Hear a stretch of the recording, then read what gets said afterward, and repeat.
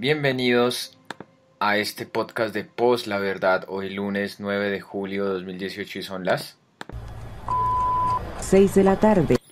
Bueno, frase del día no tenemos como tal, pero sí vamos a debatir lo que está sucediendo aquí con esta ola de violencia, de amenazas y asesinatos a líderes sociales, y también la masacre sucedida en Argelia, la situación en la Comuna 13 de Medellín, qué es lo que está pasando ahorita con esto, nueva ola de violencia que está aquí sucediendo en el país. Y bueno, eso es lo que vamos a debatir el día de hoy. Entonces vámonos de una vez con la canción del día y ya para empezar el debate.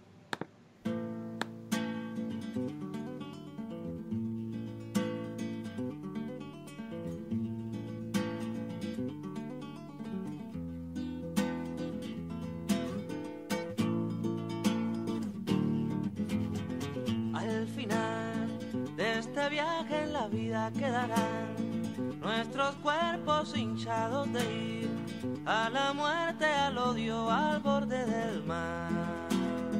Al final de este viaje en la vida quedará nuestro rastro invitando a vivir. Por lo menos por eso es que estoy aquí. Somos prehistoria que tendrá el futuro. Somos los anales remotos del hombre. Estos años son el pasado del cielo. Estos años son cierta agilidad con que el sol te dibuja. En el porvenir son la verdad o el fin. Son Dios.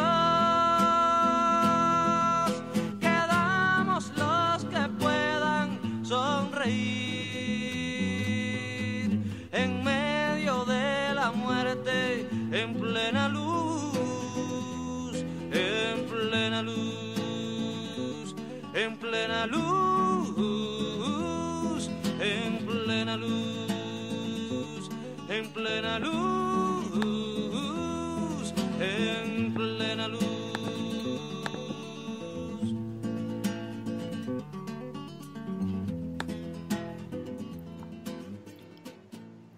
Bueno, estábamos escuchando la canción de Silvio Rodríguez, Al final de este viaje. Bueno, esta canción me la sugirió alguien por ahí en el podcast anterior. Bueno, un saludo a Marcela, que está en Pasto, que supongo que nos debe estar escuchando. Ella nos sugirió esta canción porque pensó ella que íbamos a hablar de este tema. Yo le dije que no, pues ustedes se dieron cuenta que en el podcast anterior se habló fue del tema México. Y bueno, ahora sí, el día de hoy nos vamos a dedicar a hablar de esta nueva ola de violencia que está aquí acechando en el país, asesinatos de líderes sociales, la masacre de Argelia, lo que está sucediendo en la Comuna 13 de Medellín, entre otros sucesos lamentables que están sucediendo ahorita en el país. Entonces le doy un saludo especial a don Andrés. Don Andrés, ¿cómo vamos? ¿Qué más, Javier? ¿Cómo has estado? Un saludo cordial a todos los amigos y seguidores de Post La Verdad, con las muy buenas tardes, buenas noches o buenos días, dependiendo de la hora en que nos estén escuchando.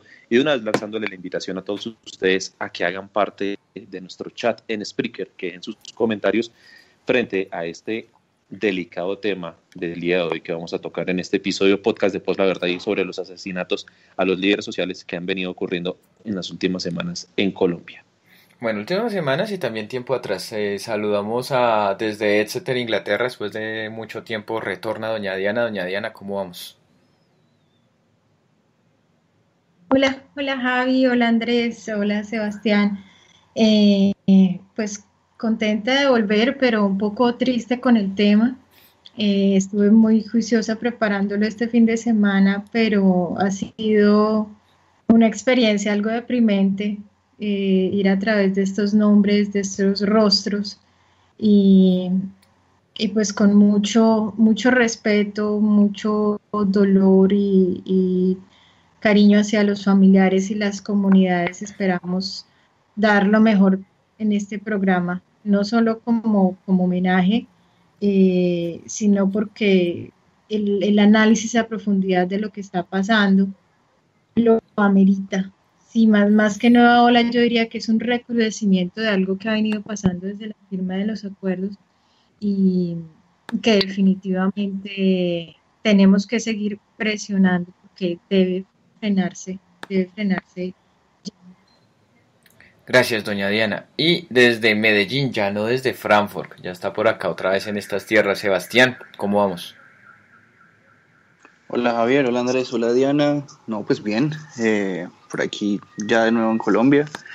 Y ahora, pues sí, como todos, impactados pues con las noticias y pues listos para analizar. Yo creo que la situación no permite, digamos, hacer análisis como muy profundos, digamos, en cuanto a los sucesos mismos. Creo que solamente desde el punto de vista político y pues de eso creo que deberíamos hablar hoy. Bueno, de todo un poco vamos a hablar aquí al respecto. Bueno, les comento que esta última semana ha sido crítica respecto al asesinato de líderes sociales y en general, ¿no? Líderes sociales en general.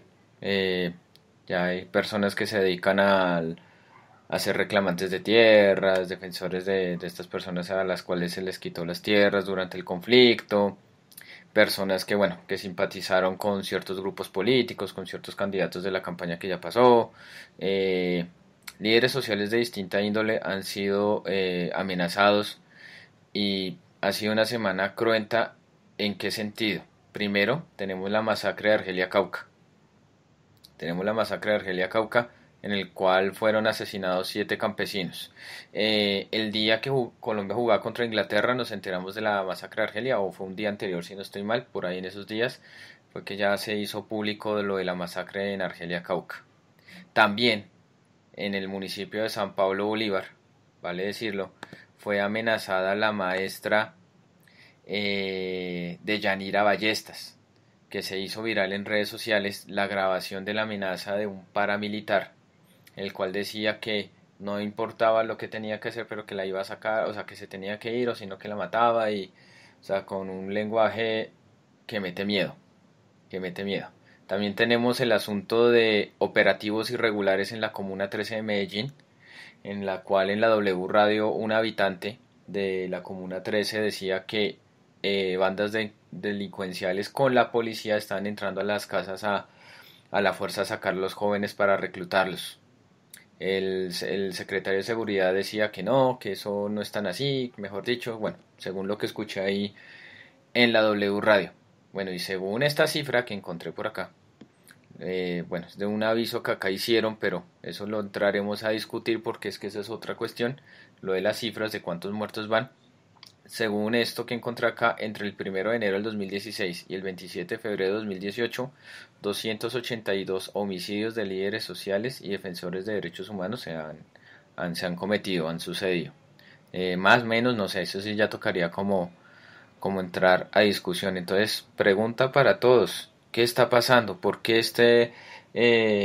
bueno, por qué otra vez está ocurriendo esto de amenazar, matar líderes sociales, personas que son defensores de derechos humanos? Tengo entendido que habían personas que también han sido asesinadas por lo de la cuestión de la defensa de los acuerdos de paz, ahorita lo de la campaña política, o sea, ¿qué está pasando?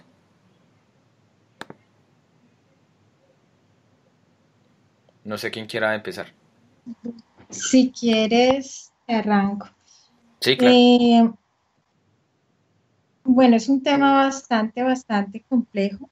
Eh, Pienso que sí se debe ir más allá del aspecto meramente político, eh, sobre todo porque eso hace honor a las luchas de las personas que han sido asesinadas, que han sido de carácter social, de carácter ambiental, líderes comunitarios, campesinos, miembros de asociaciones de campesinas, campesinos cocaleros, eh, reclamantes de tierras. Entonces, ese tipo de fenómenos no se pueden dejar de lado dentro de la análisis. Eh, Causas, pues muchas. Yo vi hace poco un artículo que recomendé por Twitter que me pareció muy bueno. de arroba André Fel Giraldo, que habla de lo sistemático en el asesinato de líderes sociales e invita un poco a tratar de hacer el análisis no desde la criminalística, sino tautológicamente del por qué se asesina específicamente a líderes. Y el análisis va a que el asesinato de un líder no solo mata a una persona, sino que lleva un mensaje a toda una comunidad.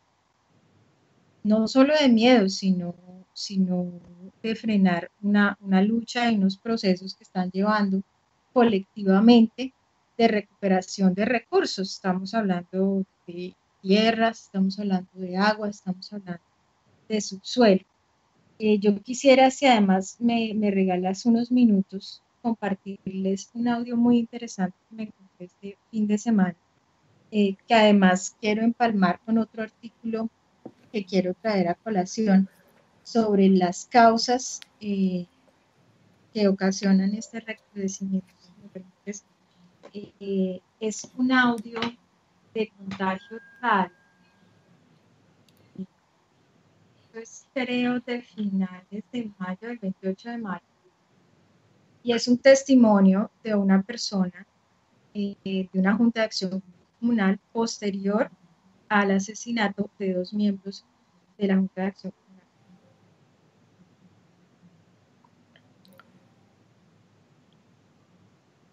O sea, ¿vas a poner el audio? Sí, claro. Responsabilizamos al Estado, responsabilizamos a las fuerzas militares y de policía, porque después de la firma del acuerdo de paz, toda esta región está desprotegida por el Estado. Entonces, aquí no se trata solamente de perseguir los grupos al margen de la ley, sino también de brindar las garantías para las comunidades, y esas garantías no han llegado por acá. La gente desprotegida, mire lo que pasó anoche, obligados estas 2 personas a salir por este grupo armado, y hoy nos encontramos ante una realidad de asesinados, y no solamente asesinados, sino que hoy toda la comunidad y la familia vivimos repetimos la historia prácticamente, de que cuando pensamos que realmente el proceso de paz iba a ser dirigido hacia la gente, hoy nos encontramos con una situación totalmente transversa.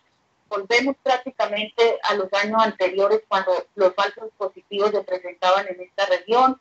Volvemos otra vez a abrir la zozobra cuando teníamos que reclamar la gente a las que asesinaban y luego decían que no se sabía quién asesinaba. Pues hoy nos encontramos ante la misma situación, porque toda esta comunidad está reclamándoles a las autoridades que escuchen la versión de las juntas de acción comunal, que escuchen las versiones de las organizaciones organizadas en esta región, que somos las que conocemos estas 2 personas que fueron obligadas a salir anoche a las 10 de la noche a presentar un grupo armado, sin tener la presencia del ejército, sin tener la presencia de las autoridades, y por lo tanto en este momento eran vulnerables para acceder a las exigencias de un grupo armado que no sabemos quién.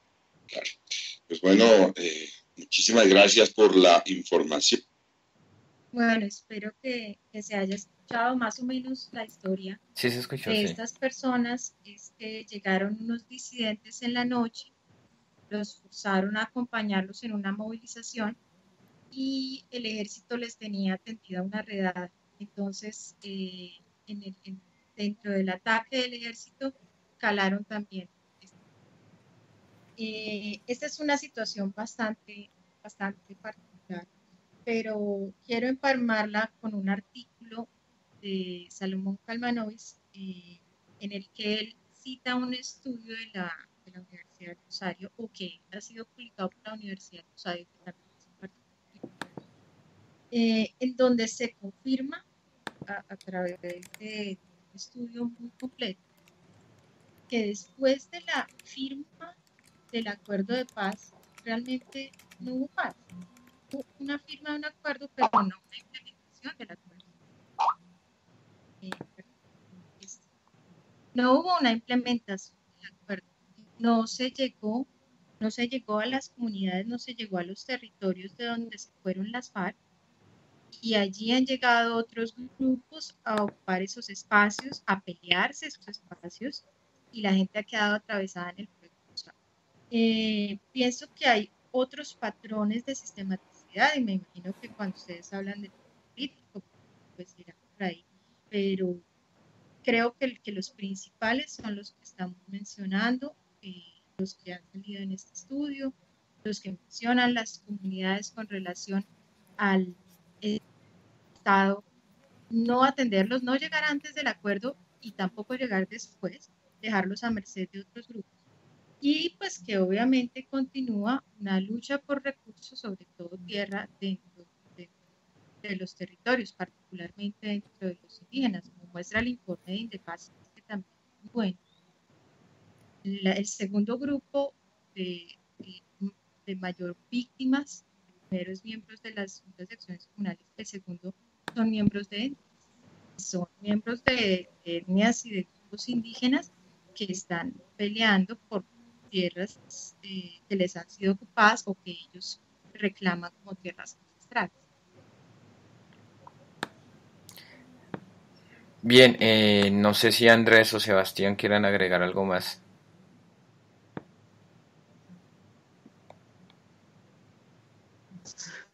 Pues si Andrés me lo permite. Sigan, Sebastián, y ya ahorita entro yo con comentarios.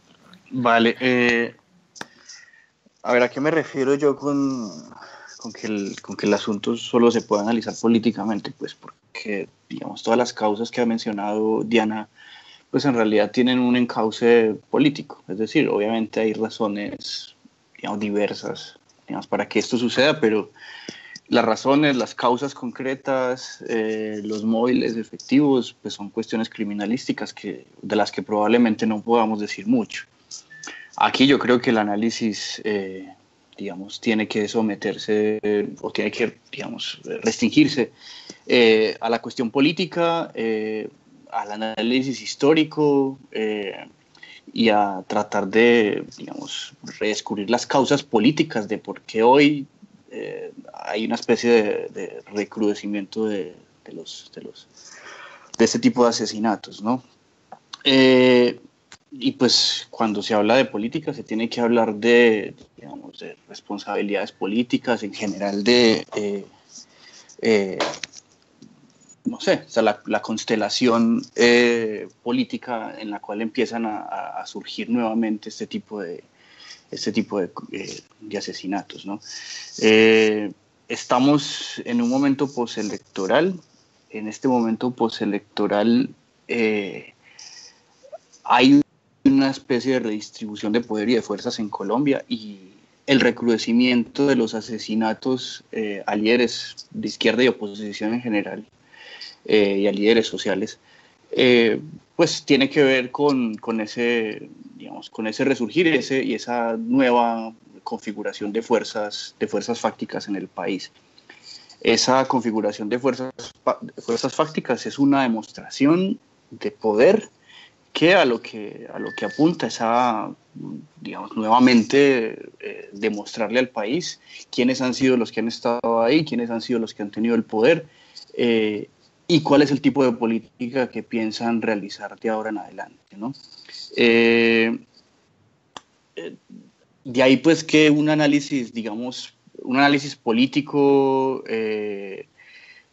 serio, digamos, tenga que vérselas con el hecho de que en las anteriores elecciones tuvimos la oportunidad de elegir un gobierno que positivamente se encontraba, es decir, tenía la intención positiva de superar este estado de cosas, y se terminó eligiendo un gobierno, digamos, a quien este estado de cosas le sirve, le ayuda y lo promociona, ¿no?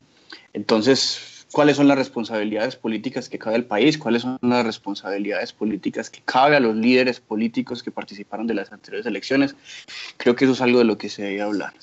Yo dejo mi comentario hasta ahí, digamos, porque esto es, digamos, materia del debate posterior, pero creo que es a eso a lo que me refiero cuando digo que el análisis en este momento tiene que ser político. El análisis criminalístico es, digamos, una cuestión a la que en este momento no podemos acceder, y darnos golpes de pecho o hacer oraciones bien intencionadas por los muertos tampoco creo que nos corresponda. Don Andrés. Listo, don Javier. Antes que todo, quiero entrar de unas con comentarios de nuestros amigos oyentes que ya están acá conectados en el podcast de Pues la Verdad. Empezamos con el profesor Jorge Eduardo Santos, dice buenas tardes. Don Luis Gamba dice buenas tardes. John Harold Guzmán dice buenas.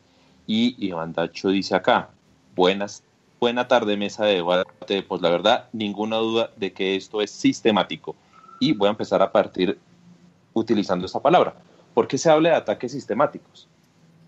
Porque no es coincidencia que a lo largo de la geografía nacional están sucediendo unos asesinatos que están menoscabando la integridad física y están sembrando el miedo a un sector de personas.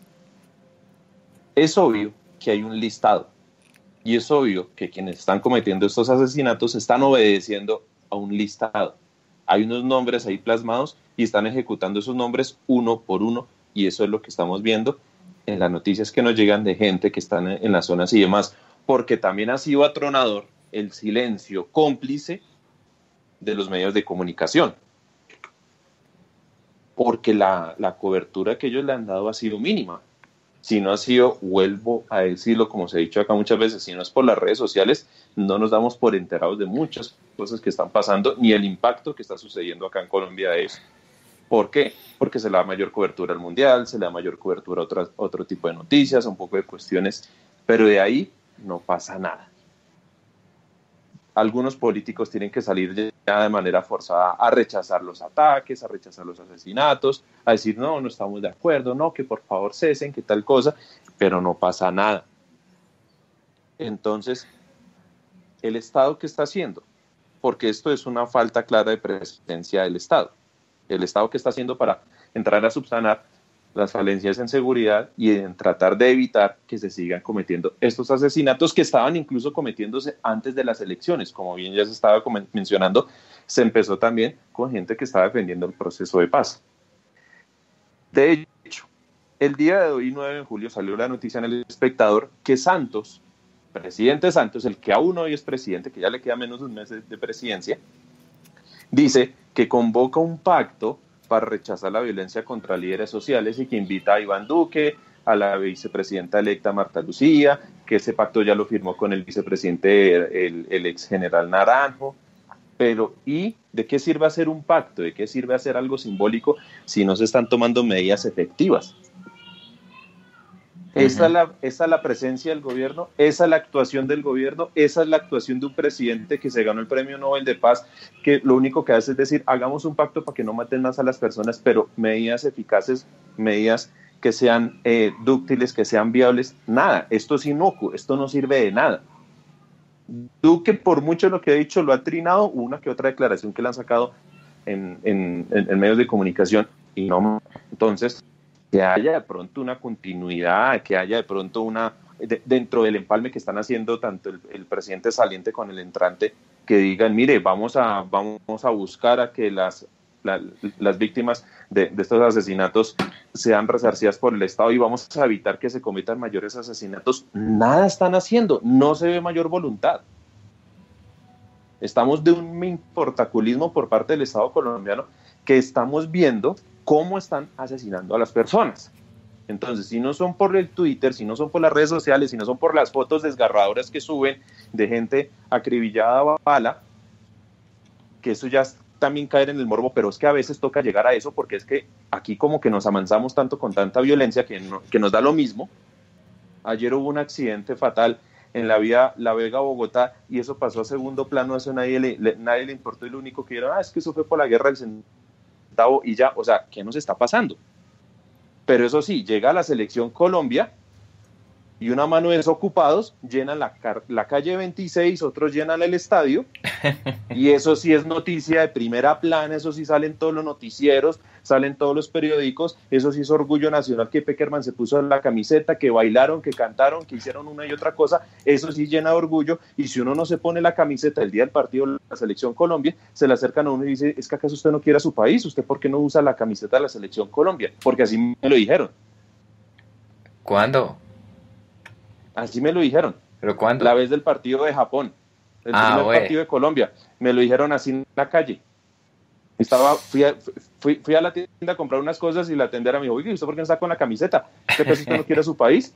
Yo le dije, sí, porque lo quiero, estoy dolido por las muertes de los líderes sociales. ¿Usted sabía eso? Ay, eso yo no sé, eso quién sabe si son guerrilleros o no los que mataron. Ese es el sentir de la gente. ¿Qué nos está pasando a nosotros como país? Y abramos el debate, en palabras de don Sebastián, abramos el debate por ese lado. ¿Qué nos está pasando como país? Tenemos un presidente que está mirando para otro lado. El otro presidente electo, a esto no le importa. El Estado colombiano ausente total. Fuerzas militares fallando en su misión primordial, que es la respetar y garantizar la seguridad en el Estado, dentro del territorio. O sea, la fuerza pública no está haciendo nada. Y la gente, mientras tanto, pendiente que Colombia hiciera lo que hizo en el Mundial y recibiéndolos en la calle cuando llegaron el jueves pasado y todas esas cosas, y de resto nada. Pero eso sí, la mayoría de la gente empieza a decir, no, es que esos que están matando son guerrilleros, entonces eso no pasa nada. ¿Acaso hay muertos buenos en este asunto? Pues para el uribismo sí, muertos buenos. Nos quedó calando eso de los muertos buenos. Y muertos malos. Muertos malos. Bueno, Andrés, un momento. Sí, Sebastián. Espera. Sí, organizamos. Bueno. A ver. Es que no se me adelanten de mucho. Bueno, vamos por partes. O sea, pues se me iba adelantando, pero yo le iba a preguntar esto más adelante, pero ya que Andrés tocó, bueno, de todos los temas que tocó Andrés y lo que todo que vamos a preguntar, dos cosas. El problema de los medios sí sirvió que le hicieran sanción social a varios medios de comunicación, porque era aterrador ver a un tiempo un espectador que en la portada, la mayor parte de la portada la ocupara la eliminación de Colombia entre Inglaterra, y en un párrafo chiquitico, mejor dicho, si uno es bien observador lo veía, y si no, porque obviamente la portada viendo a Colombia ahí eliminada, los jugadores llorando porque perdimos con penales ante Inglaterra, decía chiquito masacre en Argelia, que eso fue portada del espectador. Las cosas como son, el único medio que de pronto sí le dedicó una gran portada en el momento de cuando el país se enteró de la masacre de Argelia y la amenaza a la profesora por ejemplo el día del partido contra Inglaterra, en pleno partido a un señor se le entraron a la casa y lo mataron lo mataron mientras veía el partido con la familia, imagínese. Luis Barrios Machado, sí. quería hablarte si me dejas ahorita. Listo, termino. Continúa, por favor. Entonces, tranquila. Entonces, a lo que voy es que, o sea, ¿cómo ustedes vieron el papel de los medios? Porque tocó darles palo a un tiempo, a un espectador, a un Caracol, a un RCN y a otros demás medios que, de verdad, sí, qué pena el comentario frívolo, si su transmisión en Rusia deja mucho que desear, y si son así en temas frívolos como la transmisión de un partido de fútbol o la transmisión de un Tour de Francia. Obviamente para transmitir cosas más sensibles y más importantes, trascendentales para el país, como una masacre o el asesinato de un líder social, pues es peor. Le dieron tanto palo que el espectador hasta el domingo sacó una portada diciendo que no maten más a los líderes sociales en defensa de la vida. Si no es por las redes sociales, don Andrés, doña Diana y don Sebastián, no se nos olvide mencionar la velatón que llenó y sensibilizó mucho a la gente. O sea, el hecho de que salieron a apoyar a la selección Colombia está bien, o sea, yo no veo en malo hacerle un recibimiento de esa manera, además que fue un recibimiento muy sobrio, y ya, pero entonces que eso no nos distraiga de lo importante, y tanto que criticamos y salieron memes diciendo, ay, miren cómo llenan la 26 cuando llegó la selección Colombia, y para los líderes sociales, las calles vacías, pues déjenme decirles que las calles no estuvieron tan vacías, llenaron la Plaza de Bolívar. Así Blue Radio, en ánimos de desinformar, decía que solamente habían 400 personas en la Plaza de Bolívar cuando habían miles en la Plaza de Bolívar. Las cosas como son. Y afuera del país también, en consulados y en otros sitios fuera del país también hubo gente que pues llegó a la velatón, y en Medellín, por ejemplo, Medellín también hubo lleno total. Que no se nos olvide eso, o sea, tampoco. Eso me gustó, ¿en qué sentido? Que afortunadamente hay como cierta sensibilidad en estos temas, de que ya no es, que independiente que esté encima un mundial de fútbol, que la gente está distraída mirando 22 tipos detrás de un balón, y que de verdad hay una cosa que a mí me molesta, es que le están echando la culpa al fútbol de que nos distrae y los problemas y todo. Por favor, el fútbol no es el opio del pueblo. Pero a lo que voy es que afortunadamente ya hemos como mejorado en ese sentido a pesar de todo. Doña Diana. Y la pregunta para que ustedes opinen, o sea, ¿cómo vieron la cobertura de los medios de este tratamiento de este tema. Bueno, voy a hacerte el comentario con respecto a Luis, porque lo tengo aquí anotadito desde la intervención de Andrés y después te contesto tu pregunta. En efecto, ese día estábamos todos mirando el partido de Colombia, tristes, después cuando reflexioné mucho después, mientras nosotros estábamos en eso, Luis Barrios Machado estaba en su casa con su familia en el municipio Palmar de Varela y fue asesinado mientras miraba. Obviamente aprovechando un momento que todo el mundo estaba distraído, seguramente nadie había en las calles. Una persona que llevaba ya mucho tiempo haciendo unas denuncias muy importantes de irregularidades humanas, líder del que hacía ya tiempo y que había pedido repetidamente protección a la unidad de protección. Y la unidad de protección,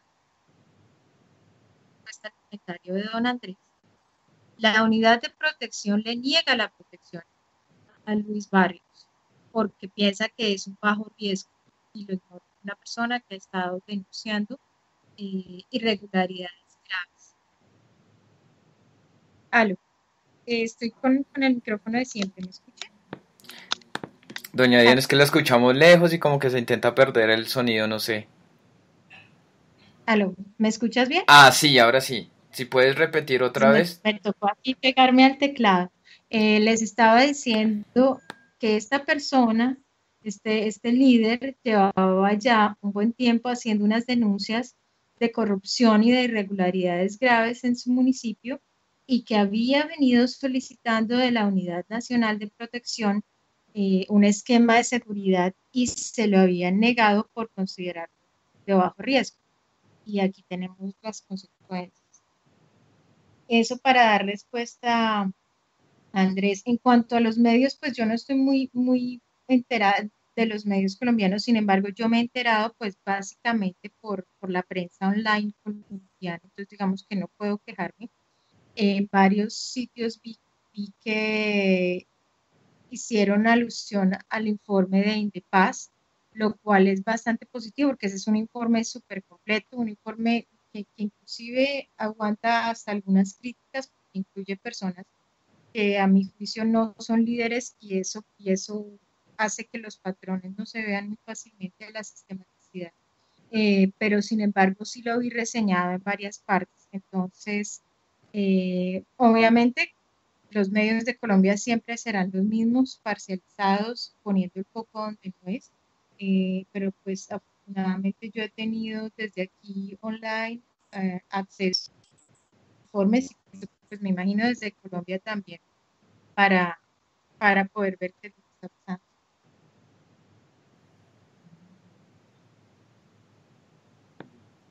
Sebastián o Andrés, no sé.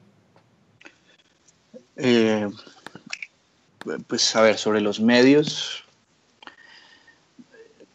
a mí la verdad en general yo creo que la actitud me parece un poco, es decir, eso que tú dices pues que hay una especie de sanción y una especie de aprendizaje de los medios por la sanción social, creo que es una reacción muy hipócrita de los medios de comunicación actualmente. Creo que la posición más fácil hoy es todo el mundo sentirse pues compungido y demostrar solidaridad con los líderes asesinados. Creo que este tipo de cosas demuestran que las grandes decisiones políticas y las grandes decisiones, digamos, que afectan a la vida de una nación, realmente se presentan de maneras muy sutiles y en momentos muy oportunos. Creo que ahora es tarde. O sea, fue el momento de la votación, creo que fue el momento que se dejó pasar y hoy, después de la votación, ya es muy fácil que todos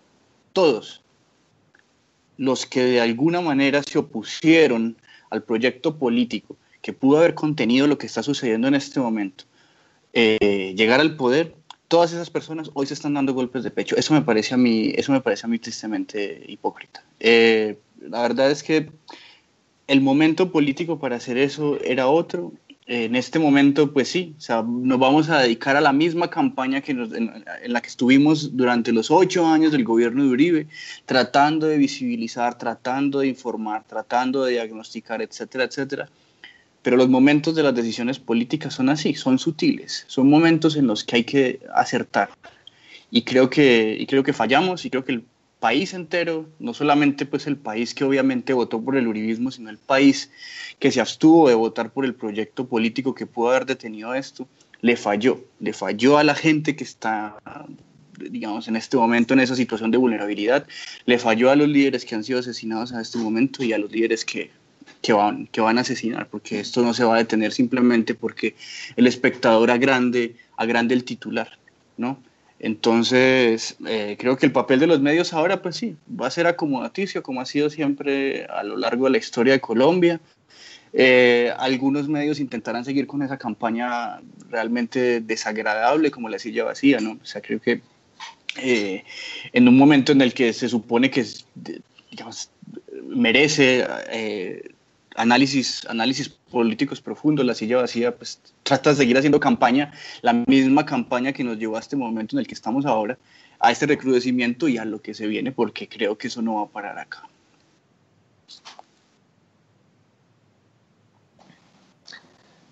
El papel de los medios, Javier, don Sebastián, doña María, estimados oyentes, es lamentable, pero antes de entrar voy a leer unos comentarios acá que nos están dejando. Doña Leni Ardila dice, buenas tardes. Iván Dacho dice, Noticias 1 ayer dio una buena cobertura a este tema. Iván Dacho hizo don Andrés Zapatria haciendo referencia frente a lo de la camiseta de la selección colombiana. El profesor Santos dice, los medios en general están reaccionando a lo que ocurre en las redes sociales, al igual que el gobierno. O sea, actúan por cuestión de moda, por cuestión de tendencia, más no pues, por cuestión de dar informe, de darnos información y darnos un análisis detallado de lo que está pasando. O sea, ellos se mueven es por inercia según sea la tendencia en las redes sociales. Estoy completamente de acuerdo con esta postura del profesor Santos. Y también dice acá, yo me pongo la camiseta de Colombia el día de las elecciones porque ahí se juega la patria. Recordé una caricatura de hace unos años, no recuerdo lamentablemente el caricaturista, creo que era Matador, en el que era el 20 de julio y un muchacho se le acerca a un señor que tiene la bandera de Colombia poniéndola en la entrada de la casa y él le dice, pero ¿qué estamos celebrando hoy si hoy no juega la selección?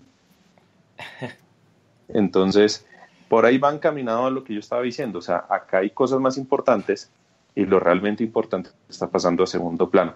Y obviamente los medios de comunicación, dentro de su parcialidad, como ellos ya lo han manifestado abiertamente, se enfocan en dar las noticias muy por encima. Uno mira los trinos de los llamados periodistas, tipo Luis Carlos Vélez y demás, que uno esperaría que estuvieran recibiendo mayor contenido analítico, cuestiones así, pero nada de eso se ve. Entonces, ¿qué pasa? Ellos sacan conclusiones y la tendencia que están tratando de llevar los medios de comunicación, más que todo algunos en específico, que no quiero entrar a mencionar como RCN y otros más por ahí, es que estos líderes sociales, de hecho el portal Pulso lo tituló así, muertos que aparecieron eran disidentes de la guerrilla o guerrilleros activos al servicio del narcotráfico. O sea, hasta en eso ya nos están empezando a desvirtuar la muerte o estos asesinatos de estas personas, sin mayor análisis, sin el pronunciamiento debido a las fuerzas militares que son las que tienen que estar velando por la seguridad en estos casos, sin el mayor pronunciamiento de una medicina legal, como lo está diciendo hace un momento Sebastián, sin tener un conocimiento criminalístico de cómo sucedieron los hechos, de cómo fue que operaron estos asesinatos y demás. Ya medios de comunicación están dando por hecho que son personas disidentes de la guerrilla. Puede que sí sean, o puede que algunos sean, o que tan solo haya sido uno, pero no por eso hay que empezar a generalizar que todo líder social es un guerrillero, porque así no es.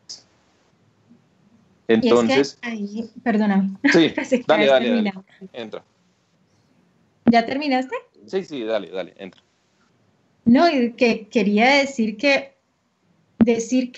las víctimas han podido tener algún contacto con grupos ilegales demuestra un cinismo y un desconocimiento de la Colombia rural absurdo, que raya en lo ridículo, porque es que la Colombia rural desde siempre y aquí concuerdo con Sebastián en el análisis histórico, tiene una carencia de presencia del Estado impresionante. Hay Hablemos de la espacios Guardia en donde Indígena. exactamente espacios, no, y es muy natural que en El guardia municipios en donde indígena ellos no saben qué es el se le Estado. enfrenta al guerrillero, al paramilitar, al delincuente, al policía, al ejército, al que sea que esté viendo que le va a vulnerar sus derechos, se le para con bastón en mano y los logra contener, los logra dispersar, les hace frente. Y es Pero obvio más, que la Colombia rural va a tener algún tipo de contacto con personas que están al margen de la ley, ya pero sea que más para que que no eso, los maten, ya sea que para que no les roben las tierras, ya sea que para que no les violen las niñas o no les roben las vacas y otras cosas más, obvio que van a tener algún tipo de contacto, porque es que estamos volviendo a la misma justificante de la guerrilla en la época de Uribe, perdón, de los paramilitares en la época de Uribe, que cogían con lista en mano, se metían en un rancho y decían, usted le regaló unas gallinas la semana pasada a unos guerrilleros que pasaron por acá. Sí, pero es que ellos nos amenazaron que si nos mataban, entonces teníamos que darle la comida. No, no, usted les ayudó, usted es guerrillero, usted es servil de las FARC, tome, pum, los mataban. A eso estamos llegando. pero ¿Por qué? Porque además, nos caló el mensaje de los buenos muertos. Entonces, no, es que si tuvo algún contacto con la guerrilla, bien muerto, eso se lo ganó. Porque esos son los trinos que uno ve la gente afín al uribismo. Es más, uno ve los retweets que da la vicepresidenta electa y están enfocados a esto mismo. pero además, Andrés, es que hay municipios del país en donde nunca el Estado colombiano ejerció autoridad, Pues donde míralo, el parque siempre la natural población que estuvo a sacaron ahorita. merced, exacto, la población siempre estuvo a merced de autoridades alternativas de otros grupos. Es gente que lleva una generación, 2 generaciones sin conocer lo que es el Estado colombiano y apenas están estos líderes organizando las comunidades, porque para eso existen las juntas de acción comunal para el desarrollo rural, y llegan y los matan, pues porque obviamente estos grupos siguen peleándose tener autoridad sobre esos territorios, porque el Estado nunca ha llegado, firmó una paz y nunca entró. Entonces, ¿cómo vamos a culpar a estas personas de tener contacto con ellos si los hemos abandonado desde siempre? Es más, en muchas de estas regiones, la divisa, la moneda de cambio no era el peso colombiano, era la coca. Y es que es obvio que muchos de estos asesinatos han ocurrido en zonas que eran de tránsito de narcotráfico. Lo cual todo esto se empezó a desmantelar desde el momento en que se firmó la paz. Y es obvio, como lo dice bien acá doña María, están los líderes sociales tratando de integrar a esta sociedad, tratando de integrar todo esto a que por fin el Estado haga su presencia, pero a nivel de seguridad tampoco no la ha hecho. Entonces, ¿qué es lo que está pasando acá? Volvemos al mismo problema de siempre. El causante de todo, el mal primario acá, es la neta ausencia del Estado colombiano. El Estado es incapaz de llevar seguridad, es incapaz de ejercer su presencia en estas zonas, es incapaz de controlar la situación que estamos viendo y es incapaz de evitar el asesinato a estos líderes sociales. Así es, don Andrés. No, y encima los responsabiliza a ellos. Y para ahí voy, o sea, Santos tiene responsabilidad, sí, y más en su ministro de Defensa, ¿no? No nos olvidemos cuando dijo que los asesinatos de los líderes sociales eran líos de faldas, o el de la señora que, si no estoy mal, creo que era Cáceres, Antioquia, sí, decía que es que ella de pronto estaba involucrada con grupos, con bandas criminales, con Bacrín, o sea, buscando encontrar un justificante de por qué los matan, ¿no? O no olvidemos que un secretario por allá en Córdoba, no sé si era un municipio o la gobernación de Córdoba, se puso a decirle a los líderes sociales que no den papaya. O sea, ¿cómo hemos llegado a normalizar la violencia y el asesinato de los líderes sociales? Y para ahí va, o sea, el uribismo. Y es que venga, de una vez, yo estaba aquí mirando comentarios y el profesor Santos dice lo siguiente, yo le quiero responder acá. Toca ser cauto, no se puede culpar a un gobierno que no se ha posesionado. En este momento el presidente Juan Manuel Santos es el responsable, estamos de acuerdo. Pero lo que sí preocupa acá es que los simpatizantes de Iván Duque y gente que le hizo campaña a Iván Duque, como la misma vicepresidenta electa Marta Lucía Ramírez, dándole RT a trinos de uribistas, no es que no sé cómo decirlos, de uribistas mala leche, se ponen a describir que es que los que han matado eran guerrilleros, o por el solo hecho de algunos que era público su apoyo al rival Gustavo Petro, al rival de Duque, entonces merecían ser asesinados, o como una María del Rosario Guerra, senadora del Centro Democrático, se pone a decir que es que las protestas es contra Duque y que le van a dar duro a la oposición, o entre comillas la oposición a Iván Duque. O sea, cómo estos uribistas han aprovechado el momento para normalizar esto, para decir que es que bien hecho que los maten, que es que eso es para llamar la atención. Hasta han llegado a decir que es que el mismo Petro ha ordenado la muerte. Entonces, profesor Santos, es verdad que Iván Duque no es responsable, él siendo representante del Estado colombiano, pero sí preocupa que cuando él llega a ser presidente y se sigan presentando esto, su jauría, sus hooligans, salgan con estas bestialidades, las cosas como son. Y les pregunto, ¿cómo han visto esas reacciones de normalizar esos ataques contra los líderes sociales por parte del uribismo? ¿Qué nos espera ahorita cuando efectivamente Duque se posesione el 7 de agosto? Esa es una excelente pregunta y hay muchas especulaciones alrededor.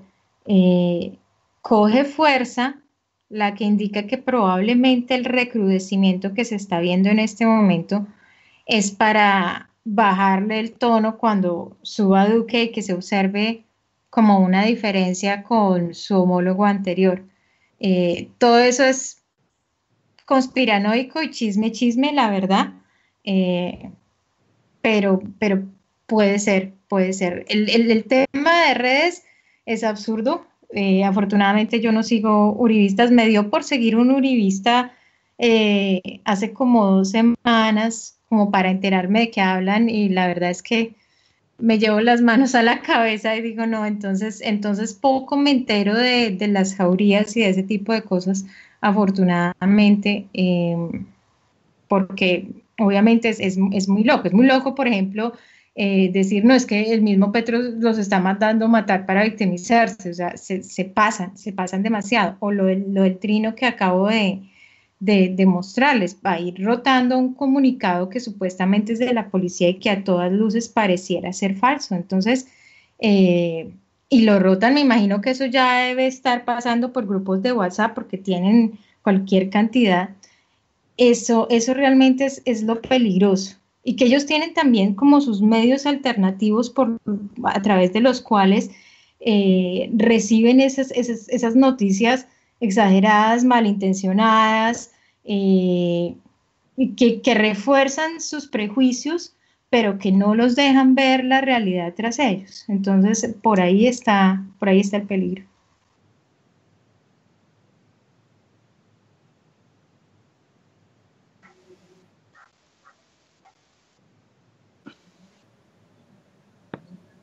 Sebastián, Andrés, no sé, cualquiera.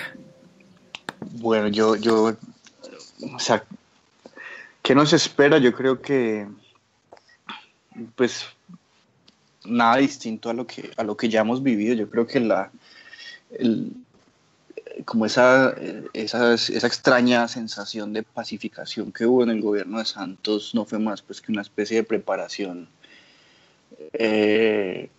superficial, digamos, para lo que se pretendía desde el comienzo continuar, que era esa especie de cambalache político siempre entre las oligarquías urbanas y las oligarquías rurales del país.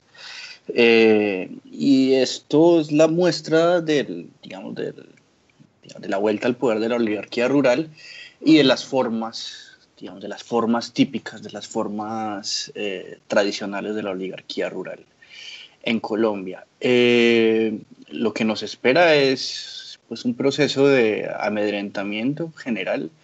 Pero es un proceso de amedrentamiento que creo yo que nunca ha cedido, ¿no? O sea, creo yo que estamos hablando desde la sensación, digamos, un poco estupefacta del citadino, que nunca le ha tocado vivir realmente el peligro constante de digamos, o la amenaza constante que se cierne sobre cualquier manifestación a la oposición, ¿no? O sea, creo también que alguien que vive, por ejemplo, en una ciudad como Medellín se da cuenta que esa hostilidad nunca ha cedido, ni siquiera en el gobierno de Santos. Hace poco me enteré, después de la llegada aquí a Medellín, que en las últimas elecciones al Consejo solamente hubo un candidato por el partido de las FARC en Medellín, que es un profesor conocido, Juan Guillermo Gómez, pues que tuvo la valentía digamos, de presentarse por el partido de las FARC e inmediatamente sintió las consecuencias de esa decisión, ¿no? E inmediatamente lo amenazaron a él, amenazaron a su familia, tuvo que andar con escolta, etcétera, etcétera, ¿no? En una ciudad como Medellín, donde esa amenaza a la oposición es una amenaza densa, una amenaza real, una amenaza que uno vive cotidianamente, creo que uno puede experimentar como en una especie de pequeño universo realmente lo que sucede en la totalidad del país, que no alcanza a percibir la capital o las grandes ciudades. Eso es lo que nos espera es la densificación de esa amenaza. Somos 8 millones de votos que, digamos, votamos por un proyecto político diferente y probablemente otras personas que votaron por otro proyecto político. La pregunta es si esa cantidad de votantes, si esa magnitud de la oposición puede vencer esa densidad de la amenaza. Yo espero que sí, yo espero que, digamos, el valor sea superior a los peligros que representa esta situación. Aquí leyendo un poco de comentarios, don Carlos dice: saludos a todos nuestros líderes sociales defensores de derechos humanos, donde el Estado es acéfalo y que según el ministro Villegas no obedecerán a ningún patrón, sin el enorme significado subyacente, la pésima implementación de los acuerdos.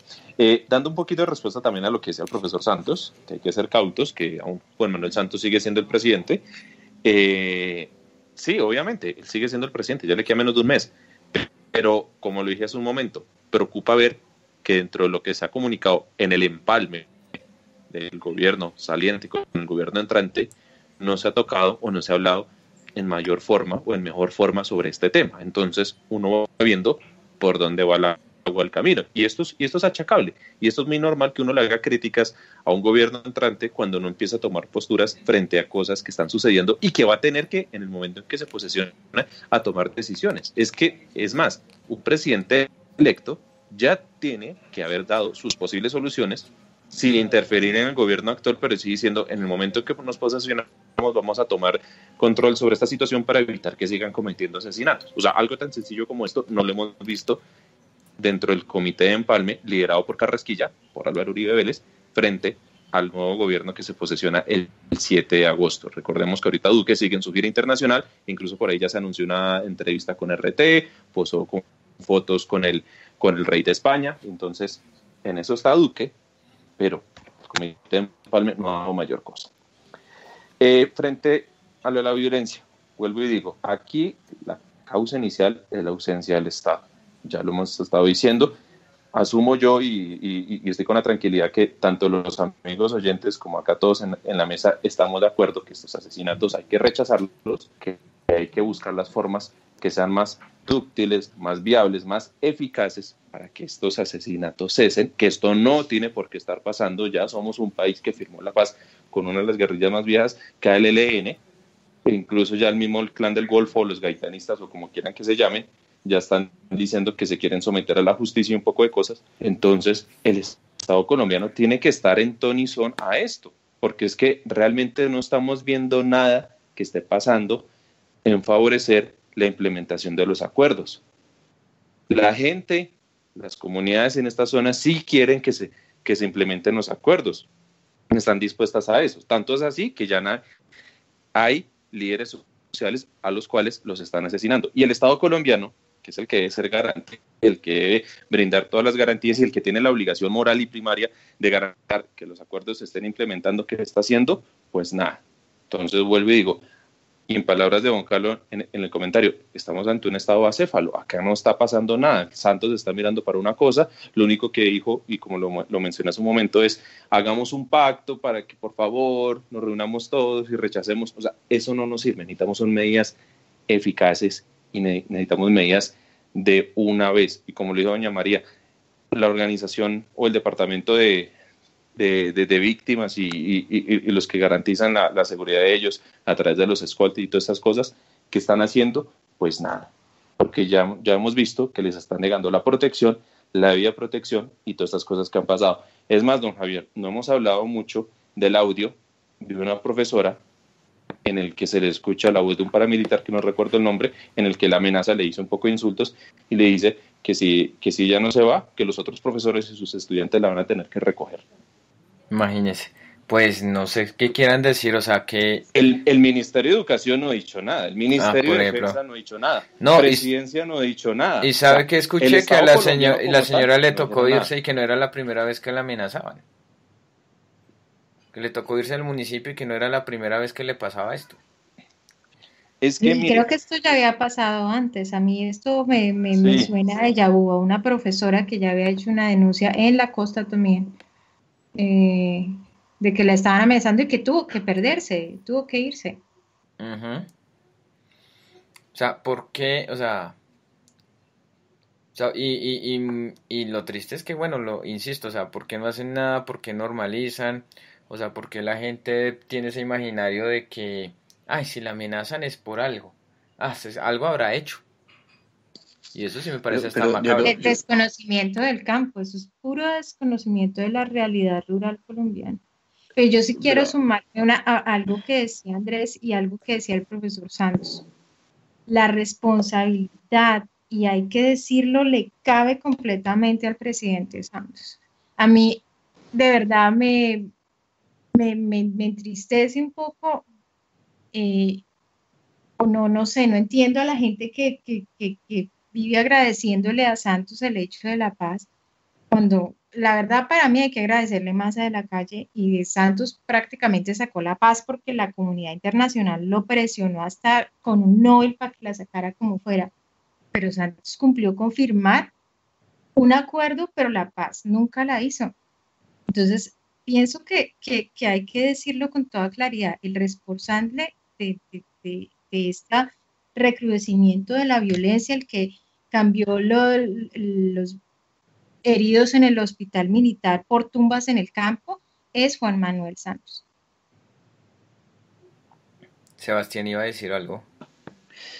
Sí, a mí la verdad me sorprende su sorpresa, o sea, la sorpresa con la que ustedes como que consideran lo que está sucediendo. Esto no es nuevo.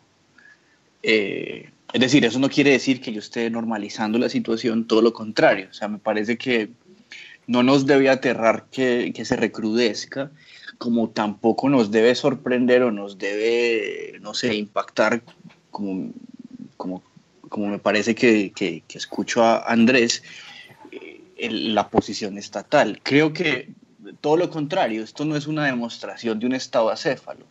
Esta es la demostración de un Estado con una cabeza bien puesta, que es la cabeza que se manifiesta de esta manera. Es el Estado colombiano en su más viva expresión, ¿no? Es un proyecto político tan antiguo como no sé, como la estructura estatal colombiana. O sea, es que no sé por qué se sorprenden. O sea, la cuestión es ¿por qué en los momentos decisivos? Bueno, sí, o sea, puede haber responsables inmediatos, puede haber responsables administrativos, puede haber responsables, no sé, ¿qué es lo que están discutiendo? Sí, Santos es responsable porque la policía o el ejército no está cuidando suficientemente a los individuos. Claro, pero es que ideológicamente es claro que no lo van a hacer. Sabemos que ideológicamente ni a Santos, ni a Uribe, ni a Duque, ni a la cantidad de políticos tradicionales que han ocupado el poder en Colombia les ha interesado eso. Todo lo contrario, es la forma como manifiestan su poder. El momento decisivo para cambiar las cosas lo dejamos pasar y está aquí, está cerquita, fue hace 2 semanas. ¿no? Era el momento en el que podíamos elegir por primera vez en la historia un gobernante que no perteneciera a la clase política tradicional, que no se manifestara políticamente en la forma como se manifiestan los políticos tradicionales, ¿no? Era el momento de cambiarle la cabeza al Estado y no lo hicimos, ¿no? Sí, o sea, ¿qué nos ganamos con decir en este momento que el responsable es Duque o es Santos, cuando realmente son la misma cosa? Cuando realmente representan un interés político por el poder, que se manifiesta con distintas formas, que obedecen a la presión internacional de distintas maneras, etcétera, etcétera. Claro, pero son la misma cosa. O sea, en este momento, el vacío que deja Santos de poder es un vacío que va a seguir presente en el gobierno de Duque. Es el vacío que realmente hubiera llenado otro gobernante. Un gobernante que no tenemos. Bueno, don Javier, acá le tengo más comentarios que nos están dejando acá en nuestro chat en Spreaker. Don John Harold Guzmán dice, el exterminio del opositor es el plan del uribismo, y frente a eso quiero ahorita plantear algo acá, frente a este tema. Don Carlos dice, muchas lecturas en las redes dicen que la Velatón es politizada por la izquierda. Pienso que el problema es que nuestros líderes no pasan de expresiones en redes, pero no tienen eco y verdadera posición ni acción. Y el profe Santos dice, si bien Duque sí dio declaraciones al respecto, es cierto que el empalme no muestra postura clara de rechazo. Estas muertes, y uno empieza a mirar, es obvio que estas muertes son sistemáticas. Hay alguien con lista en mano que está dando la orden de matar a ciertas personas y se está llevando a cabo en todo el territorio nacional. Entonces, ¿a quiénes favorecen estas muertes? ¿A quiénes buscan tener en una mejor posición? ¿O a quienes están enfocadas a perjudicar? Es obvio que va frente al tema de la paz. Se puede plantear la teoría que estaba exponiendo en su momento doña María, que en el momento en que se posesione Duque esto va a empezar a cesar y entonces va a dar esa sensación de seguridad y que tenemos un presidente, que la seguridad democrática y todas esas cosas. ¿A quiénes favorecen estas muertes? ¿Por qué las están haciendo? ¿Cuál es el fin primordial de esto? ¿O a qué cadena de personas empiezan a beneficiar estas muertes? Incluso en el grupo en Telegram en su momento esta doña María también lo tocó de manera acertada según mi interpretación, y es que esto va incluso ligado al tema de tierras. Entonces, ¿qué está pasando acá? Ya es obvio, y como lo ha recalcado Sebastián, doña María, el mismo Javier y acá mi persona, la ausencia del Estado es total. Listo. Ya sabemos eso. Pero, ¿cuáles son las motivaciones de estas muertes? ¿Cuál es la finalidad? ¿Por qué los están asesinando? ¿A razón de qué? ¿Ellos saben algo? ¿Sabían algo? ¿Cuáles son sus posturas? ¿Por qué los están asesinando? Bueno, aquí por interno don Sebastián nos informa que se tiene que retirar ya. Entonces, Sebastián, muchísimas gracias por acompañarnos aquí en Post La Verdad y bueno, para futuros debates, redes sociales, Sebastián. Antes de la despedida, o sea, yo quisiera pues también decir algo Bueno. de lo que acaba de preguntar ahí Andrés.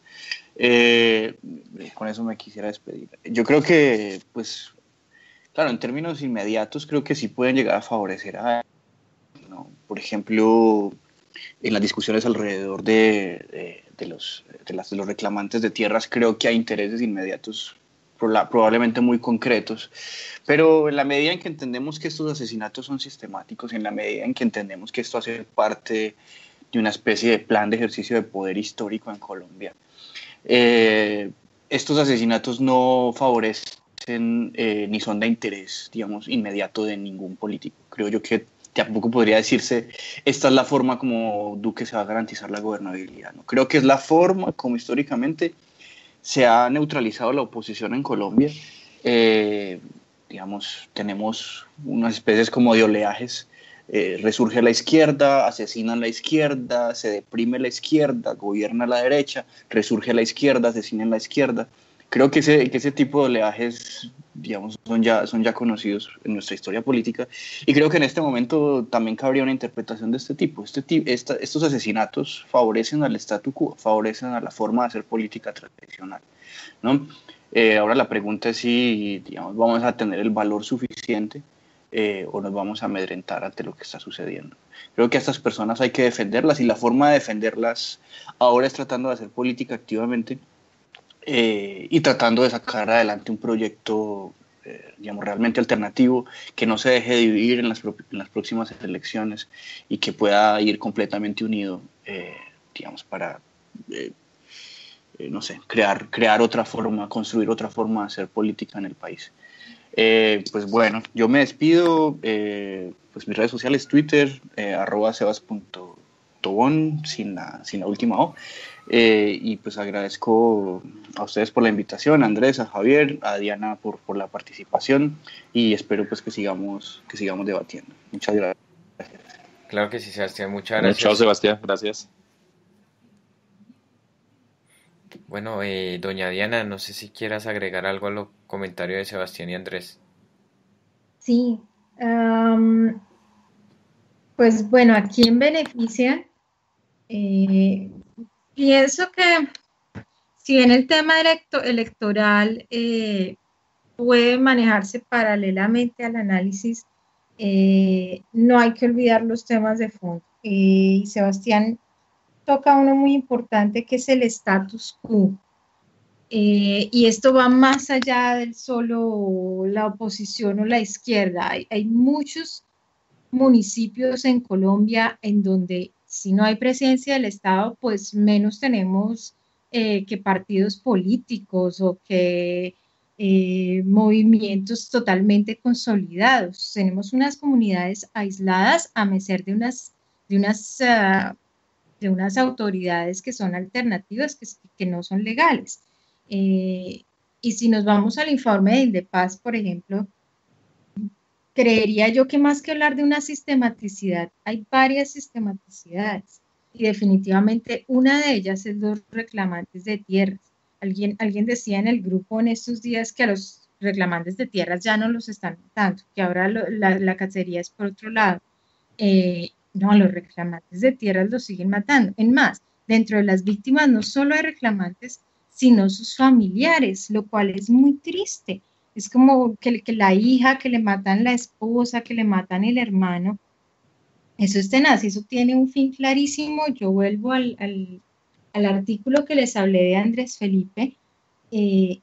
Al atentar contra los líderes, se atenta contra toda la comunidad, contra toda la lucha social, contra lo que significa y el mensaje de la lucha de estas personas, de las etnias. El tercer grupo que podemos encontrar en los asesinatos son de hecho campesinos cocaleros, miembros de COCAM o inclusive líderes en la sustitución de cultivos. Entonces, si tenemos líderes en sustitución de cultivos que han sido asesinados, claramente es porque hay unos intereses ilegales sobre esas tierras.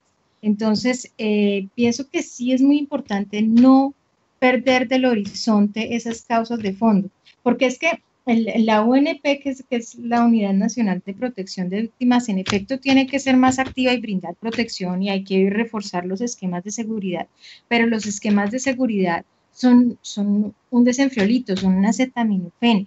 Hay una enfermedad de mucho más a fondo que requiere presencia del Estado, que requiere soluciones sociales. Hay unos pendientes de tierras muy importantes. Entonces, a eso es a lo que hay que apuntarle, no solo atender los síntomas, sino también a atender la enfermedad grandísima que hay detrás. Entonces, definitivamente me adhiero al comentario de Sebastián en cuanto a qué es el status quo.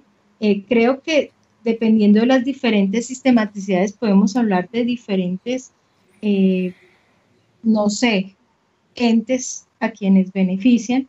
Sin embargo, la invitación, yo creería, es a perpetuar iniciativas como la Velatón, a que se repita, porque es que a los líderes, aparte de consolidar opciones de administración y de gobierno, etcétera, a los líderes hay que rodearlos y se los rodea haciéndolos visibles, porque nos olvidamos, pasa la Velatón, pasa el movimiento, el activismo en calles, empiezan a formar sus movimientos, sus partidos, no sé, a conseguir puestos, a trabajar ese tipo de cosas, y entonces nos olvidamos nuevamente de los líderes, caemos otra vez en el silencio, y el silencio es cómplice, porque los relegamos al olvido también.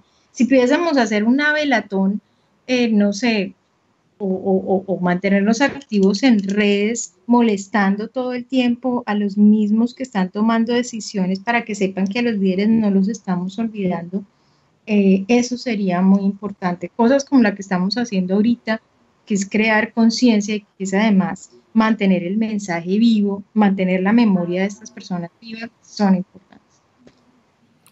Así es, estoy totalmente de acuerdo, eso que no sea algo como del momento, ¿no? Como siempre pasa acá. O sea, ahorita es el tema en boga y bueno, también gracias a las redes sociales, pero puede pasar que pasen los días y nos olvidemos y no pase nada, se siga repitiendo el asesinato de líderes sociales, las amenazas, desplazamientos y demás, y como si nada, o sea, sí es necesario que estas iniciativas como la Velatón bueno, yo no sé ponerlo en estos términos, no voy a decir que fue un éxito, un fracaso, no, o sea, lo que sí vi es que como que sí hizo algo bueno para que la gente despertara y fuera y apoyara y no quedó ahí como si fuera un evento pobre, indiferente y que bueno, que a pesar de todo ya es más la gente la que está como pendiente de estos hechos. Lo que también preocupa es que bueno, ahorita con Duque de presidente se pueden generar muchas luchas sociales. Entonces, y de ahí que bueno, que otra vez podrían estar en peligro líderes de diferente índole, ¿no? Que defienden el medio ambiente, que están en contra de la minería, por ejemplo, ahorita que están en contra del fracking, el problema de las tierras, entonces no, y también, bueno, por temas políticos y sociales y demás, entonces tanto también en sitios urbanos como en sitios rurales, sobre todo en esa Colombia rural donde el Estado es poco o nada. Entonces, igual es un tema que toca seguir poniendo atención, nosotros como sociedad civil, si se puede decir, estar vigilante ante todo lo que está pasando y bueno, o sea, le ha criticado mucho a las redes sociales por ser un espacio muy frívolo, pero esta vez se le abona que gracias a estas redes sociales se supo lo de los asesinatos, se hizo un evento como el de la Velatón, que a pesar de sus detractores las redes sociales sí tiene como su, o sea, no con esto uno va a cambiar el país, obviamente no, pero con esto también ha tenido como su influencia buena, o sea, para algo sí han servido las redes sociales, no solamente para cuestiones frívolas o banales como lo que ve uno todos los días cuando entra a Twitter o molesta en Twitter o trina o demás, o sea, tiene su influencia, ¿no? Eso sí es de rescatar. Sí, miren que yo personalmente sí veo con buenos ojos este tipo de marchas, manifestaciones, cuestiones así.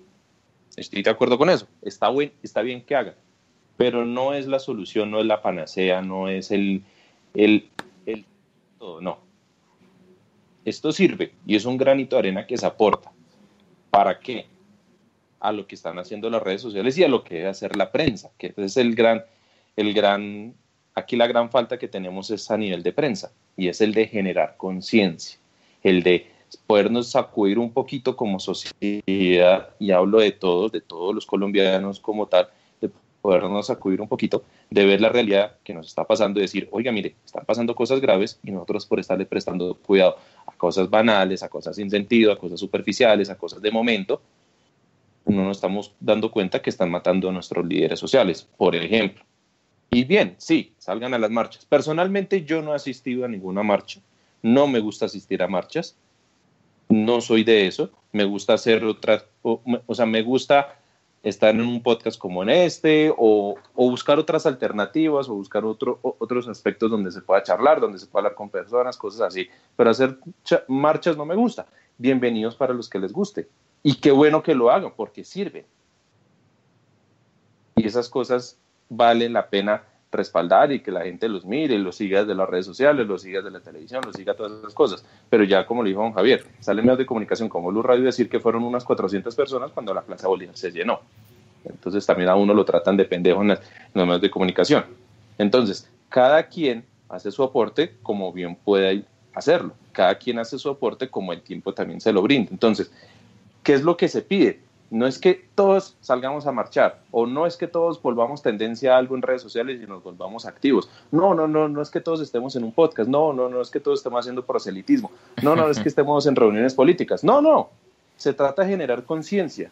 Se trata de que, como el caso que les conté, de la señora de la tienda que me dice que porque no tenía la camiseta de Colombia, entonces yo era alguien que no quería mi país, y que cuando le pregunté sobre el asunto de los líderes sociales, ella me dijo que él no sabía que eran guerrilleros, pues que vivían muertos, ¿cierto? Eso es lo que hay que derrotar. Esa percepción errónea que está teniendo la mayoría de las personas frente a hechos crueles que están sucediendo en nuestro país. Es como el tema del calentamiento global. Acá los políticos empiezan a ponerle cuidado a eso cuando se vuelve algo de moda.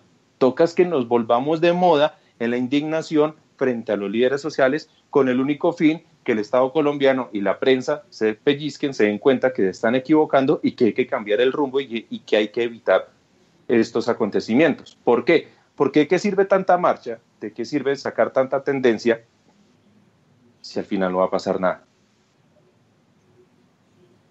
¿De qué sirve llenar plazas si a la semana siguiente van a seguir matando líderes sociales?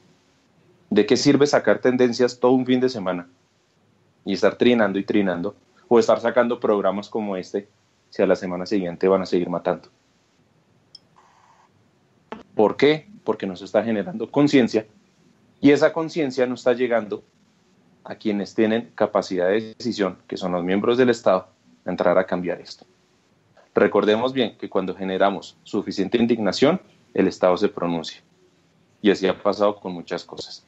Que la indignación en redes sociales no nos dé para indignarnos por el tipo que metió trago en el estadio en Rusia, o por el otro que hizo decirle groserías a una japonesa, que en eso sí nos indignamos todos, pero frente a este tema somos unos muy pocos los que estamos indignados y los que estamos buscando que esto cambie.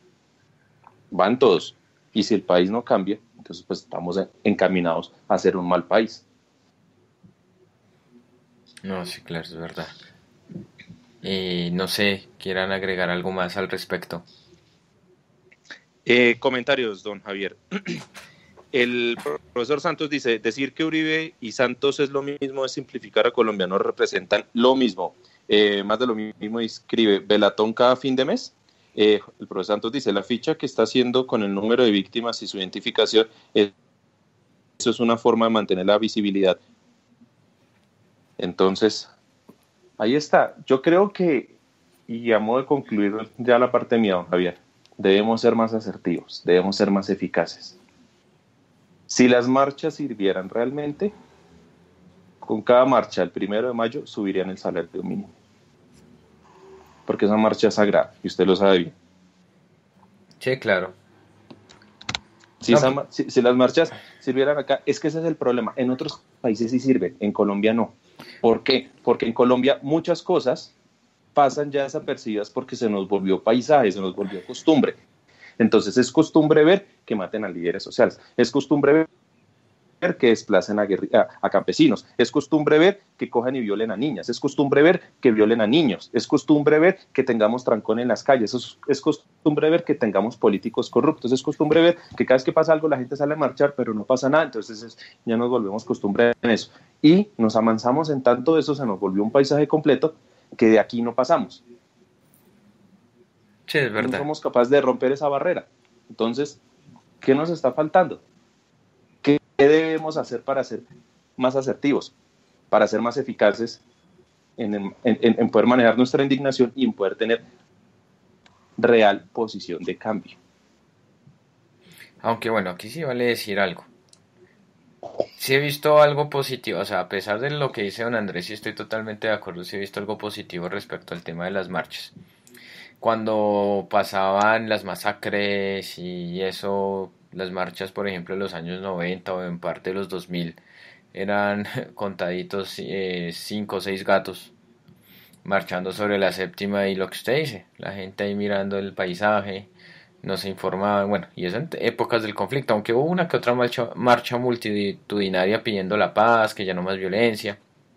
Y la de no más parque y todas esas cosas, ¿se acuerda? Bueno, eso sí, ya digamos que a partir de ahí fue que empezó, digamos, como a volverse multitudinaria las marchas. Aunque bueno, esa marcha de no más FARC, eso era más marcha pro Álvaro Uribe Vélez que otra cosa. Aunque bueno, habrá gente que sí fue, digamos, como honestamente, les doy el beneficio de la duda a marchar contra las FARC.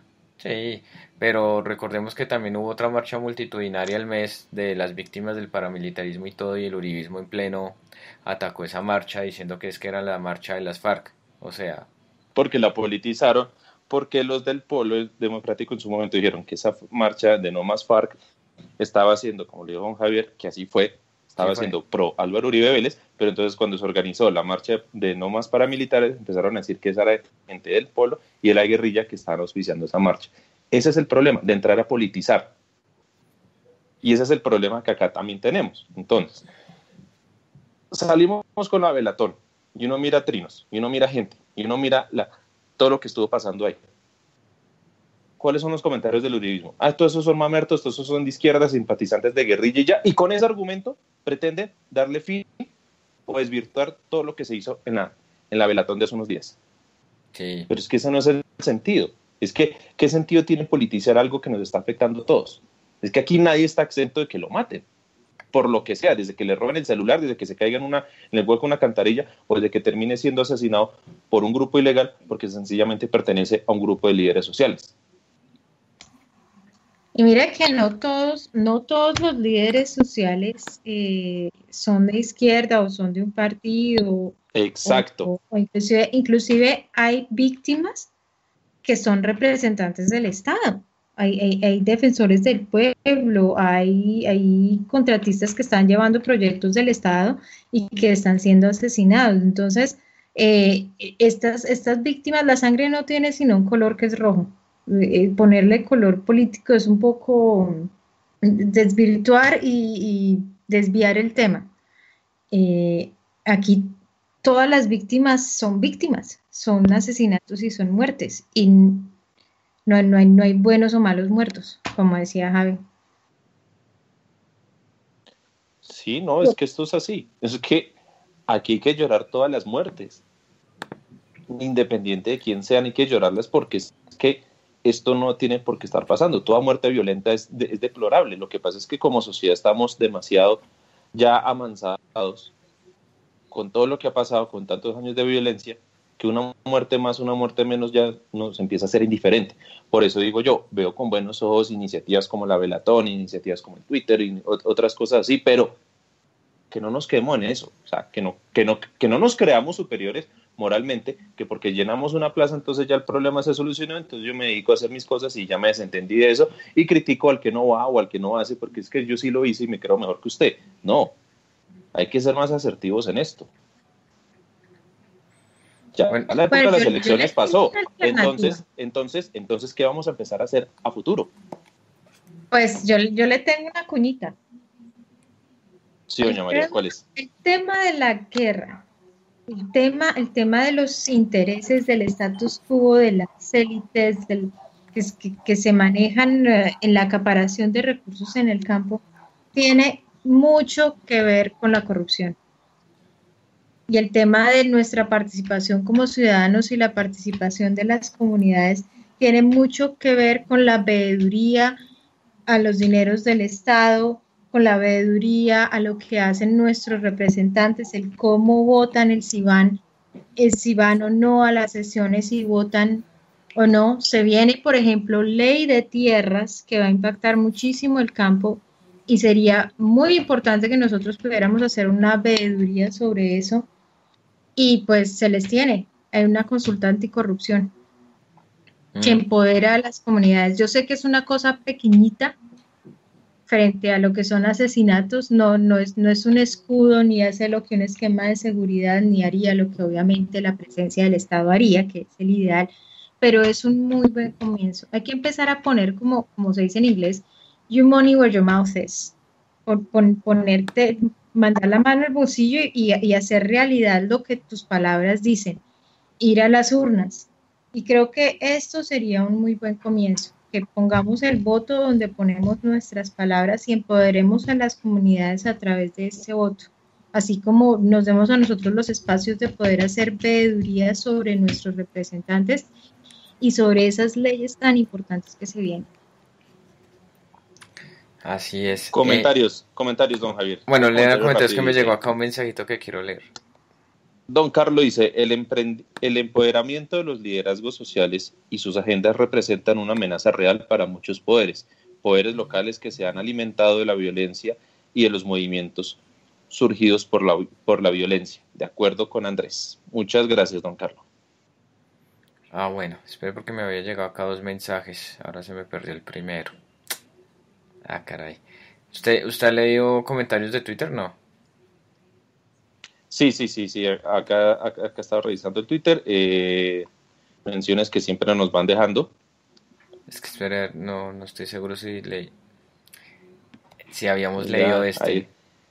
Es que no creo que este no lo había leído. La moralina y el silencio son cómplices de crímenes de lesa humanidad. Tenemos que seguir haciendo resistencia. Tenemos que hacer plantones, cacerolazos, antes, durante y después de la posesión. Bueno, es la de @arayashiki7. Ahí me llegó ese comentario, creo que no lo habíamos leído. Y es que acá me llegó otro mensaje, un saludo a Nazoka desde Caucasia. Me dice que fueron capturados en Caucasia 8 presuntos integrantes del Clan del Golfo. La operación se llevó a cabo en Caucasia y de acuerdo a labores investigativas e información, los capturados están vinculados al Clan del Golfo, pertenecen a una subestructura denominada Julio César Vargas que delinque en la región. Entre los capturados se encuentra Robert Javier Morales Tuirán, mejor conocido con el alias de Lalo, cabecilla urbano, encargado de ordenar homicidios selectivos en Caucasia, Cáceres y Tarazá. Entonces, un saludo a Natalia que nos envió eso a propósito aquí del tema de los asesinatos selectivos de líderes sociales y demás. Tengo un comentario acá que nos deja nuestro compañero Iván Dacho. Dice, yo fui a la plaza en la de No Más FARC con miembros del Polo y pedimos acuerdo humanitario y casi nos linchan. Gracias a la policía ese día no nos pasó nada. Y tengo un trino que habíamos resaltado ya en nuestro grupo en Telegram, lo escribió Mario Madrid Malo en su cuenta @Mario en el blog y dice lo siguiente: Paloma Valencia no sabe la diferencia entre fuerza y violencia. La violencia es el uso injusto de la fuerza. El Estado de Derecho emplea la fuerza. El Estado totalitario o autoritario se vale de la violencia. Lo escribió el día de hoy, 9 de julio, a las 4:40 de la tarde. Vea pues. Bueno, yo creo que pues ahorita es estar pendiente a hablar. Si se presentan más casos, esperemos que no. Más bien que no se sigan presentando más casos, pero seguir hablando de este tema y que no quede en el olvido, ¿no? Que no vaya a quedar... o sea, que no sea un tema de moda pasajero, ¿no? Tema de pasajero de que no sea un tema ahí del momento, como pasa todo aquí, y ya la otra semana se nos olvide y que llegue otro tema, ¿no? Entonces, no es estar ahí constante mirando qué pasa, rechazando todo esto, ejerciendo presión al gobierno, al Estado colombiano más bien, para que proteja a estos líderes sociales y que esta situación no se ponga más crítica porque preocupa, ¿no? Y se nos viene a la memoria, ya Colombia ha tenido antecedentes nefastos en lo que respecta a magnicidios, asesinatos de líderes sociales, exterminio de determinados grupos y demás, y pues la idea es que no se repita y más que se supone que estamos ahorita en posconflicto. Otra cosa que quiero decir y es de rescatar, ¿no? Ahora es que nos vayan a acusar de ser pro FARC, pero yo que sepa las FARC ya no es guerrilla, es grupo político. Timochenko y algunos de las FARC fueron a la Velatón. Eso lo ha utilizado el uribismo para decir, sí, ahí está Timochenko, el que tanto masacró, que no sé qué, que sí sé más. Miren, yo eso lo veo como un gesto de tanto de paz y que precisamente las FARC ya están jugando bajo lógicas democráticas y que quieren ser parte de la sociedad civil y que que uno los ve, ellos están como más dispuestos a tener este tipo de expresiones y tendrán que reparar a las víctimas que ellos dejaron, obviamente. Tendrán que decir la verdad y todo y Esto sí es un avance significativo. Hacia los uribistas les desagrade ver a Timochenko yendo a la Plaza de Bolívar a prender velas, a decir que es que son, entonces que todos los que van allá son de las FARC. Entonces yo creo que a los uribistas también un poquito como más de reflexión, si es que tienen, si es que Me piensan. preocuparía, me Por el- preocuparía que los miembros de la guerrilla no hubieran hecho algo así. Es que necesitamos más actos simbólicos por parte de ellos que fueron parte del conflicto, que fueron Sí, generadores de violencia, los cuales negociaron un proceso de paz, entregaron las armas y se reincorporaron a la sociedad. Ellos son los que más peso moral deben tener a la hora de hacer actos simbólicos como estos. Porque ellos tienen una deuda con el pueblo colombiano, la cual la están pagando. Y una forma de hacerlo es haciendo estos actos simbólicos y mostrándose como gestores de paz. Le leo comentarios. y no, otra cosa, a mí me preocuparía Por- verlos echando bala en el monte. Eso sí sería más preocupante aún. Obviamente. Por eso yo hablo desde el momento en que se firmó la paz, ¿no? Que uno ya tiene más capacidad de exigirles a ellos, bueno, sean gestores de paz y hagan actos de presencia y apoyen estas iniciativas cuando se pide y cuando se exige que no existan más asesinatos como los que estamos viviendo ahorita aquí en Colombia. El profe Santos dice, bonito eso, que la policía sí protege, haciendo referencia al comentario de don Iván Dacho. Don Carlos dice, es verdad, Diana, con la corrupción, aunque el tema de raíz es muy delicado, Amnistía Internacional le dice hoy, Colombia enfrenta una grave crisis de derechos humanos y que el conflicto armado recrudece ante los ojos inertes del gobierno saliente y el silencio cómplice del gobierno electo. Don Luis Gamba nos comenta y dice, no sirve protestar, ni las instituciones internacionales se pronuncian y de ahí no pasa. Bueno, que vale decir que la ONU sí se pronunció. Otra cosa que no hemos dicho acá y que es noticia es que si vuelve la guerra a Colombia ya no habría inversión extranjera y eso es una gran presión internacional. O sea, si los ¿Y la uribistas economía quieren naranja cómo sangre, entraría a andar? si los uribistas quieren sangre y tanto que se ufanan de ser muy capitalistas y que llegue la inversión extranjera, pues hombre, es como chistoso ellos si quieren las dos cosas al tiempo. Y Sí, porque el país quedó con un embargo moral, por decirlo así, frente a la comunidad internacional, con todo lo relacionado al proceso de paz y al posconflicto, lo cual Colombia tiene que cumplirlo, claro, que en esos santos sí lo dejó bien amarrado. sí, sí. Entonces, que aquí no veamos al presidente electo, que es el promotor de la economía naranja, pretendiendo, en palabras de Rafael Nieto Loaiza, de que si era necesario volverle a darle las armas a la guerrilla para que vuelvan al monte para volverlos otra vez a combatir. Así que don Iván Duque no la va a tener fácil si quiere guerra de nuevo. Bueno, esperemos que no, esperemos que no. Es que ese es el anhelo de todos. No, además las mismas FARC sí dijeron que ellos, por así les entreguen las armas, así vaya este señor Nieto a entregarle las armas, ellos ya dijeron que no iban a volver al monte a hacer la guerra. Bueno, yo creo que vámonos hablemos de fútbol y otros deportes. Aviso ¿Canción o corte? jingle institucional y ya, de una. Listo. Ya para cerrar el podcast.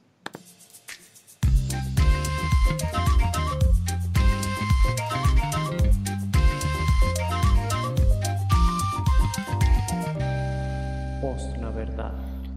Bueno, llegamos a la sección de hablemos de fútbol y otros deportes, como diría Gelito Azul, que un saludo a Gelito Azul. Yo sé que nos está escuchando, Tour de Francia. También Dios me la tenga en su santa gloria, donde quiera que esté, siempre vivirá en nuestros corazones. Bueno, Tour de Francia. Hoy hubo contrarreloj por equipos y ganó el BMC. Ganó la etapa. Bueno, le costó a Nairo, pues nosotros sabemos que el fuerte de Nairo no es, bueno, que no es el fuerte de Nairo, más bien la contrarreloj, y el Sky pues iba ahí, pero le llegó el BMC y les ganó. Bueno, vale decir que el día de ayer estuvo accidentado la etapa y que ganó Peter Sagan ahí, pero ya ahorita hay otro líder que es del BMC. El trino y las fotos son impactantes. Las que publicó el ciclista Luis León Sánchez. Uy, sí. El de la Astana. El de la Astana, él tuvo una caída. Muchas gracias a todos por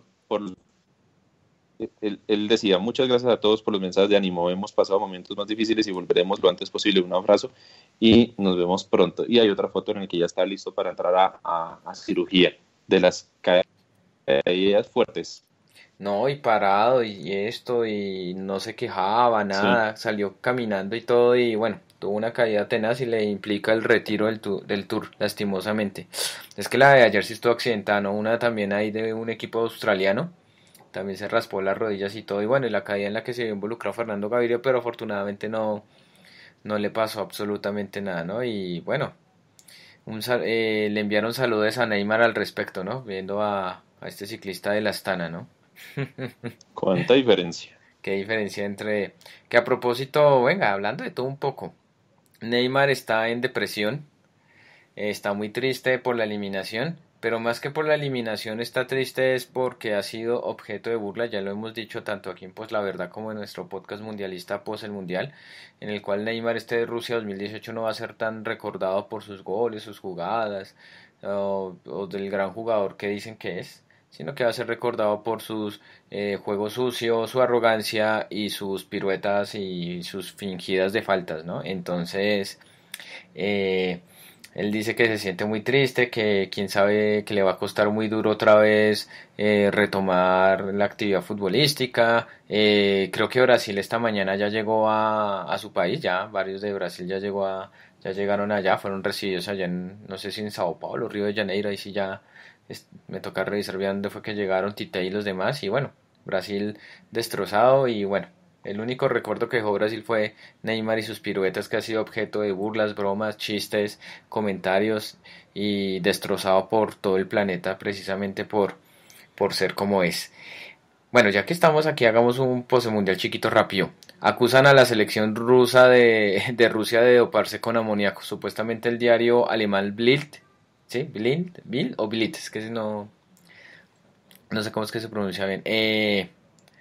Dijo que los jugadores rusos durante el entretiempo contra Croacia y bueno, en los camerinos y todo, cada nada se aparecían rascándose la nariz, entonces estaban diciendo que se habían dopado con amoníaco, según la FIFA, y bueno, el amoníaco no es un ¿qué? No está prohibido. No está prohibido, pero no creo, es que de verdad. Y es una vieja práctica, eso lo hacen muchos deportistas más que todo cuando están ya cansados o cuando sencillamente se les está yendo las luces.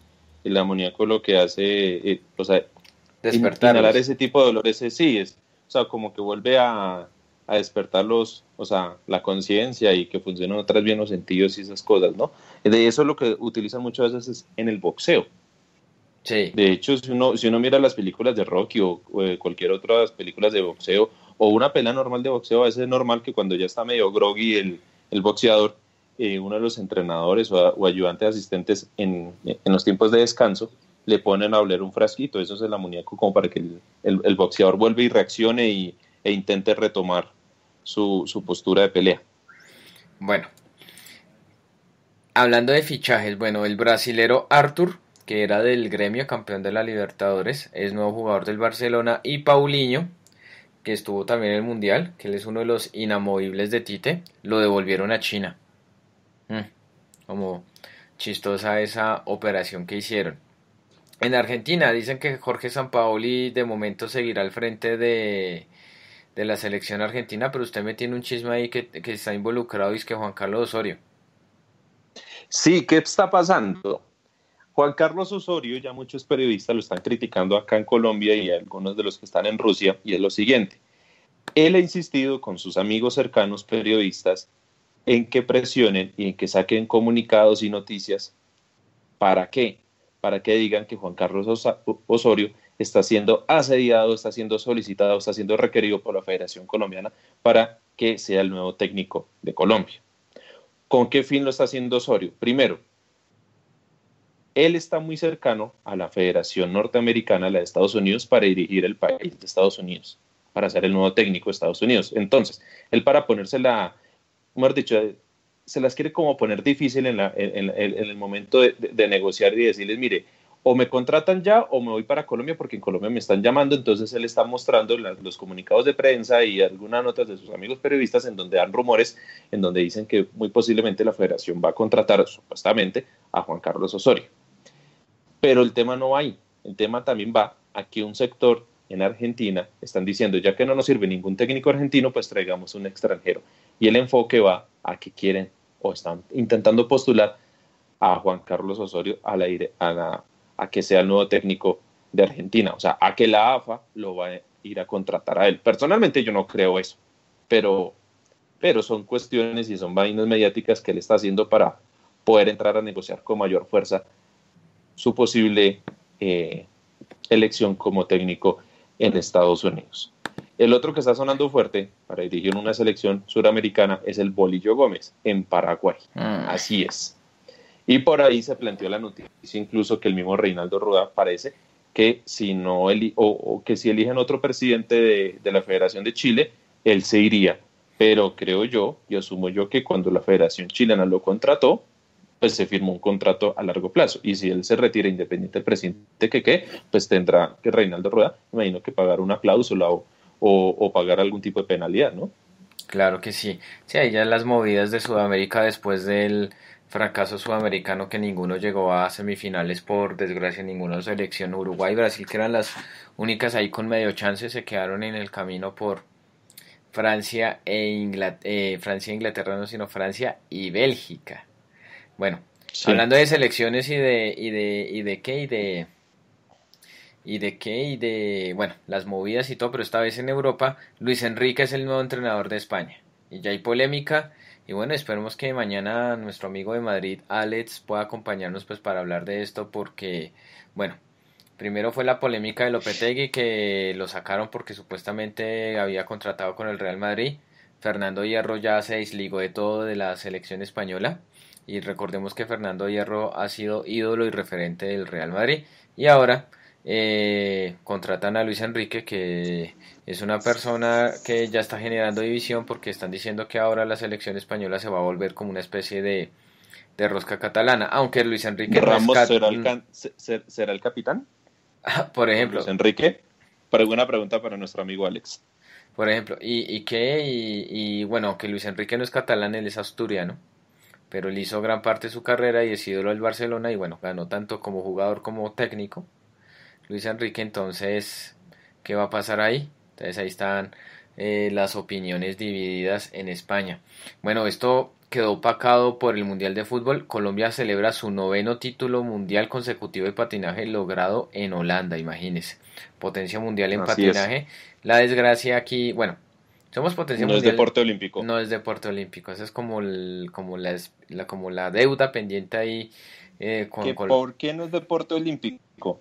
Porque los grandes países que tienen su cuota ahí en el Comité Olímpico no son potencia en patinaje, entonces no les interesa llevar algo en donde no son buenos. Ajá, efectivamente, eso ya es algo más político. Bueno, se está jugando Wimbledon y por desgracia la dupla Cabal y Farad cayeron en octavos de final en Wimbledon, o sea que lastimosamente para ellos no pudieron avanzar más lejos como si lo lograron en el Abierto de Australia. Yo creo que es la primera vez o segunda vez que vamos a hablar de este tema. No soy muy seguidor de la Fórmula 1, pero se celebró ahorita ayer se celebró el Gran Premio de Silverstone en Inglaterra, y hubo polémica porque al parecer le jugaron sucio a los de Ferrari y a los de McLaren, sacando a Lewis Hamilton. Fernando Alonso también tuvo una polémica ahí con otro piloto, mejor dicho, estuvo al rojo vivo esta carrera, y Lewis Hamilton aprovechó porque es que si no estoy mal creo que hicieron el 1-2 Ferrari, Sebastián Vettel ganó, y Hamilton, a pesar de la jugada, al parecer la jugada sucia que le hizo Raikkonen, remontó y llegó como ahí para el podio, para hacer podio, y Hamilton en la rueda de prensa sí les dijo tanto a Vettel y a Raikkonen ahí de una que jugaron sucio, que eran unos tramposos. Entonces ahí ya está polémica al rojo vivo la Fórmula 1, que pues a pesar de que bueno ya tiene más autódromos y más esto, pues ha caído un poquito como este deporte, ¿no? Sí, no, yo personalmente desde que se fue Juan Piz en el 2006 dejé de seguirle mucho. Sí. Ese mismo, sí, no, desde que se fue yo personalmente dejé de seguirla mucho, además por los horarios y la cuestión, porque obviamente se fue Juan Pablo y entonces se fue Juan Piz, perdón, ya los canales nacionales dejaron de transmitir, entonces la cuestión de verla en televisión paga, y ahorita que es en un canal premium, o sea, ni siquiera si usted tiene televisión paga no lo puede ver, sino que hay que pagar, hay que de más tener un valor adicional, sí, Para Entonces, el Fox para verlo, Premium. entonces, Dígalo, Fox sí, Premium, que es el que para está el en la Fox Fórmula Premium, 1. así es. Bueno, ¿y qué sabe de Caterina Ibargüen? Creo que ahorita tiene, ay, no me acuerdo si es en Marruecos o en esto tiene otra vez Liga Diamante, toca estar pendientes. Tercera en salto en Liga Diamante, sí, ahí van eso. Entonces, estar pendiente de ella, que ella hizo una muy bonita representación cuando le entregó la bandera de Colombia a Falcao antes en la despedida, antes del inicio del Mundial de Rusia. Bueno, y en movidas del fútbol colombiano, pues esto causó polémica a los hinchas de Millonarios, aunque bueno, no lo atacaron ni nada Pedro bien. Franco, Sí, señor, nuevo jugador del América de Cali. pero es que ya Pedro Franco, ¿cuántos años tiene? No, él es jovencito, él es de la generación de James Rodríguez. Lo que pasa es que lo quemaron en Turquía ¿En y Millonarios? lo quemaron, no, en Millonarios no, porque imagínese que, bueno, él salió campeón con Millonarios en el 2012, ¿sí? Y él estaba Sí. haciendo, Y él estuvo prometía, en el Mundial Juvenil del 2012 también, en que 2011, hizo gol, sí, ¿no? sí.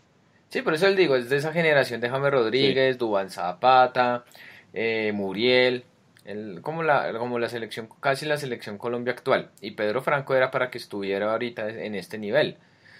Es más, Peckerman alguna vez lo convocó, aunque no jugó de titular, ni minutos, ni nada, hasta se lo llevó a la Copa América de Chile, la del 2015. Él era uno de los suplentes. Se fue a Turquía, lo quemaron, ahí volvió a Millonarios. Como el pase no era de Millonarios, estaba a préstamo, bueno, también estuvo en San Lorenzo de Argentina, poco jugó, o sea, lo quemaron en Argentina y lo quemaron en Turquía. Y ahorita supuestamente estaba dizque en la segunda, no, sí, creo que en un equipo que no es conocido en Portugal, pero creo que sí está en primera división, no en segunda. Y ahora pues el América de Cali lo, lo, lo, lo tiene para su equipo para este segundo semestre. Y da, bueno, que le vaya bien. Pero si el América vuelve a la B, pues que se le espera de nuevo a Millonarios, que es Millonarios cuando otra vez vuelva a coger ritmo. Sí, señor. Que ojalá vuelva a la B. Comentarios, don Javier. Don Luis Gamba dice, ok, don Javier, no sabía, gracias, ojalá se cumpla eso frente al comunicado que usted dijo en su momento de la ONU. El profe Santos dice, una cosa que toca hacer es visibilizar internacionalmente estas víctimas. Ya el profesor Santos nos comparte unos enlaces de noticias sobre patinaje y sobre lo de Caterina Ibargüen, y don Carlos nos da su comentario y dice, los patinadores colombianos sumaron entre la pista y la ruta un total de 20 medallas de oro, 15 de plata y 9 de bronce. Muchas gracias, don Carlos, por los datos. No, y en verdad que no sea deporte olímpico y se anhelaba que de pronto en Tokio 2020 no fuera a alcanzar a ser deporte olímpico y no, tocará esperar hasta Los Ángeles o si no hasta París, imagínense. Los Yo lo que Ángeles, estaba, creo que, ¿cómo es el cuento? Creo que es París 2024, Los Ángeles 2028 o al revés, que no me acuerdo. no, personalmente no tengo ni idea de cuáles van a ser las próximas sedes. Lo que pasa es que, no, esas son las dos sedes, pero no me acuerdo cuál es el orden, si primero Sí. va a Los Ángeles o París y bueno. Javi, ¿cuántas son las modalidades que hay de natación y de atletismo? No incluyen el patinaje, pero en las que ellos son fuertes sí tienen como un montón de Sí, cada una para sí. acumular medallas a la loco. Es que es más, estaba pensando una vez y creo que, pues se hizo el intento pero fracasó, que cuando Colombia participó en los Juegos de Invierno llevaron patinadores para la pista de hielo, pero bueno, como que no les fue bien, porque esa era la alternativa, ya que no, pues ellos participan ahí con sus patines normalito, pero intentarlo ahora pero en pista sobre hielo, y pues obviamente no es lo mismo, como diferentes las condiciones y todo. Porque esa era otra alternativa. Bueno, no hay, el patinaje no hay para verano, entonces vámonos para invierno a ver qué podemos hacer. ¿No? Así es. Ujú. Oiga, yo en el Mundial de Rusia, Holanda, yo creo que habría hecho un buen papel, ¿no? Más que todo con su máxima estrella, Tom Dumoulin. ¿Usted qué dice, don Javier? Pero, pero si Tondo Mulan es ciclista. Pero, con razón yo no lo he visto, porque es que yo sí decía que Tom Dumoulin no está, porque no está en el Tour de Francia, ¿Él no sí está en el Tour? Mundial. Creo que Sí, sí. pero yo no lo he visto. No, está es Peter Sagan, que ganó ayer etapa, pero Tom Dumoulin yo no lo he visto. Creo que sí está. Creo que sí está, sí. Tondo Mulan sí está.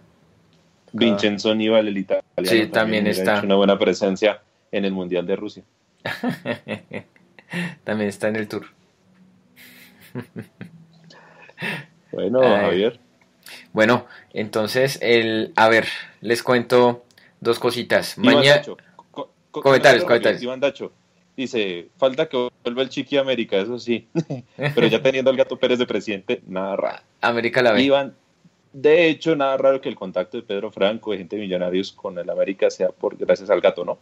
Iván Dacho dice, ¿los Juegos de Barranquilla cuándo inician? No recuerdo. Buscando el dato y mientras tanto vi leyendo el otro comentario. Los centroamericanos y el Caribe. Aquí de Don Carlos. Don Carlos nos dice muy amablemente, Antioquia conquistó 29 títulos en el Campeonato Nacional de BMX. En Barranquilla, en la nueva pista de bicicross Daniel Barragán, construida para los Juegos Centroamericanos y del Caribe. Muy buen dato acá, Don Carlos. Entonces, mientras don Javier nos está buscando el dato, este próximo jueves, por cuestiones personales, no los podrá acompañar, entonces le cedo muy a las malas la dirección a don Javier, que es nuestro director. ¿Otra vez no puede el jueves? Sí, no, yo ya me he excusado hace 15 días también, señor director dictatorial. Sí, no. He andado un poquito ocupado, entonces lamentablemente no los puedo acompañar, pero intentaré estar con ustedes con los podcasts mundialistas y el del próximo lunes. Bueno, entonces ya de una vez vamos con la cuña. Mañana martes 10 de julio y miércoles 11 de julio, 7 de la noche, post el mundial, hablando de las dos semifinales y bueno, quiénes van a ser los finalistas de Rusia 2018, ¿no? De este maravilloso mundial. Para mí ha sido maravilloso, a pesar de la eliminación de Colombia. Bueno, hablando de los dos partidos, martes y miércoles, el jueves, sí, el podcast, entonces estaré yo dirigiendo de nuevo. Y de una vez voy a hacer la siguiente invitación. Ya sé que el 19 de julio inician los Juegos Centroamericanos del Caribe en Barranquilla. Ajá. Del 19 al 3 de agosto. Apenitas después del Mundial. Quiero hacer la siguiente invitación. Si nos están escuchando. Dentro de 8 días, que es 16, sí, 16, un día después de saber quién va a ser el campeón del mundo, estamos pensando hacer un debate muy interesante. La idea es que nos acompañe gente que no haya pues participado en el podcast y que crean y sientan que tengan un dominio del tema, ¿no? O sea, igual tranquilos que no es un tema complejo, pues allá de solo expertos académicos, no. Pero sí sería interesante que tuvieran cierto dominio del tema para que el debate sea chévere. Vamos a hacer un debate sobre política y fútbol. Quienes estén interesados en participar nos pueden escribir al al Twitter de Post la Verdad, @postlaverdad, ya sea por DM o ya sea pues ahí, o a mi Twitter, @contragodarria2 de momento, porque mi cuenta original @contragodarria, nada que me le quitan la suspensión, ya pasaron los 15 días, los señores de Twitter no se manifiestan, no sé qué va a pasar, no me han querido decir nada más.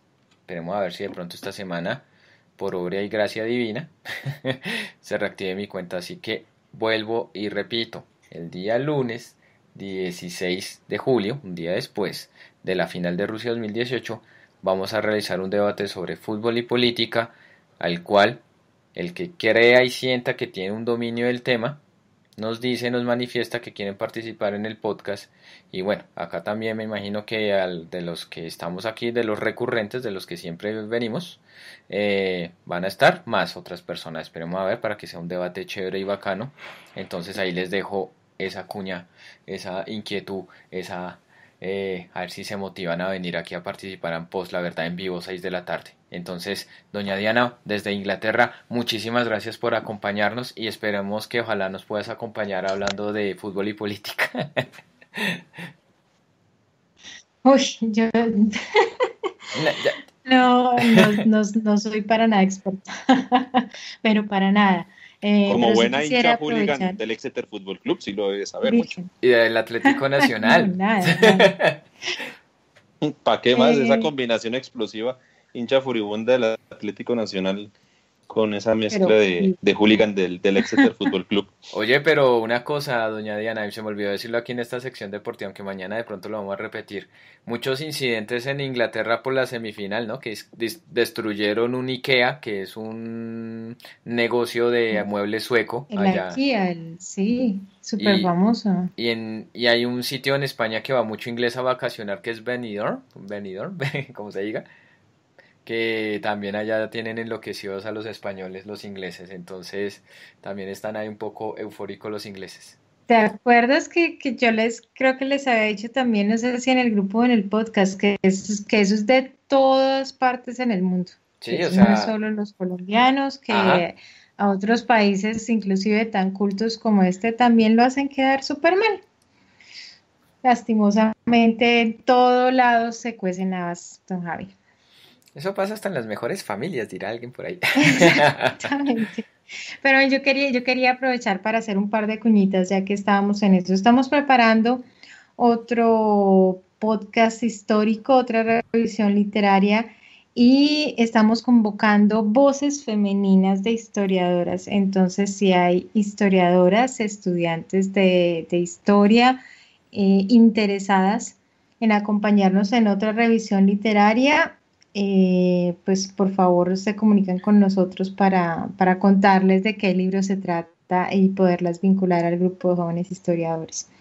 Y la otra cuñita, volviendo al tema de la consulta anticorrupción, tenemos una iniciativa con el hashtag Vota 7x7, que es un comité ciudadano totalmente independiente de partidos, movimientos, coaliciones, 100% ciudadano. Cero que ver con fulanito, sultanito, menganita. Por favor, para que nos apoyen con el hashtag Vota 7 veces sí, impulsando la consulta anticorrupción. Como siempre, pues mi red es @Diana _Valto en mayúsculas con V. Ya tengo 1800 seguidores, Bien. que es como una décima parte o una centésima parte de los que tiene don Javi, pero bueno. Pero si es la Vamos cuenta a decir original, que porque si es esta cuenta, tampoco es que tengamos mucha diferencia. Estamos ahí. pero volverá, don Javi. Eso espero. Muchísimas gracias por invitarme, como siempre. Bueno, doña Diana, muchísimas gracias, don Andrés. Entonces, hasta el próximo lunes, porque yo sé que usted nos va a acompañar en el debate acá de política y fútbol. Claro que sí, don Javier, muchísimas gracias. El Twitter institucional es @poslaverdad. Por favor, no lo vayan a confundir con uno que anda rondando por ahí del espectador que se llama La Pues Verdad. No, eso no somos nosotros. Se inspiraron en el nombre, ¿no? Y hasta en el lema. ¿Cuál es el lema? Que, pues, para la posverdad, ¿cómo es? Para las posverdades está poslaverdad, ¿cierto? Ese es nuestro lema, don Javier. Bueno, extraña que no se lo vaya. Usted que se lo inventó, que ya se le haya olvidado. No, es que no, era el lema de pues la verdad que es el plagio del plagio, ¿no? Sí, plagio. Nos plagiaron el nombre y plagian a Pictoline. También. O Pictoline, como se diga. Pictoline. Pero bueno, si uno mira quiénes son los creadores, que son de la misma gente de la puya, pues entonces uno ya sabe por dónde va. El puyo. El agua, el molino. Puyo. El puyito y eso. El puyo. Entonces, el Twitter institucional es @poslaverdad, no acepto imitaciones. El Twitter mío es @JAPP008. Y muchas gracias, todos somos Poslaverdad. Muchas gracias, don Javier y doña Diana María. Así es, fue un podcast bueno, bonito, chévere. Bueno, seguir hablando de este tema, que no pase que no sea cuestión del momento, ¿no? Entonces aquí desde Poslaverdad hacemos ese compromiso de estar informando y debatiendo y hablando de este tema tan preocupante y que bueno, que ya ni un muerto más, por favor. Todos somos Poslaverdad. Mi red social es @contragodarria2 de momento y listo. Esperemos a ver el jueves, 6 de la tarde en punto, como siempre, Poslaverdad, hablando del acontecer nacional e internacional. Y mañana, mañana, martes, miércoles 7 de la noche, el Mundial, hablando de las semifinales. Y bueno, vamos a mirar qué vamos a hacer ahí de gran final. Tenemos pensado hacer algo especial, esperemos que se den las cosas. Así que muchas gracias, hasta el jueves.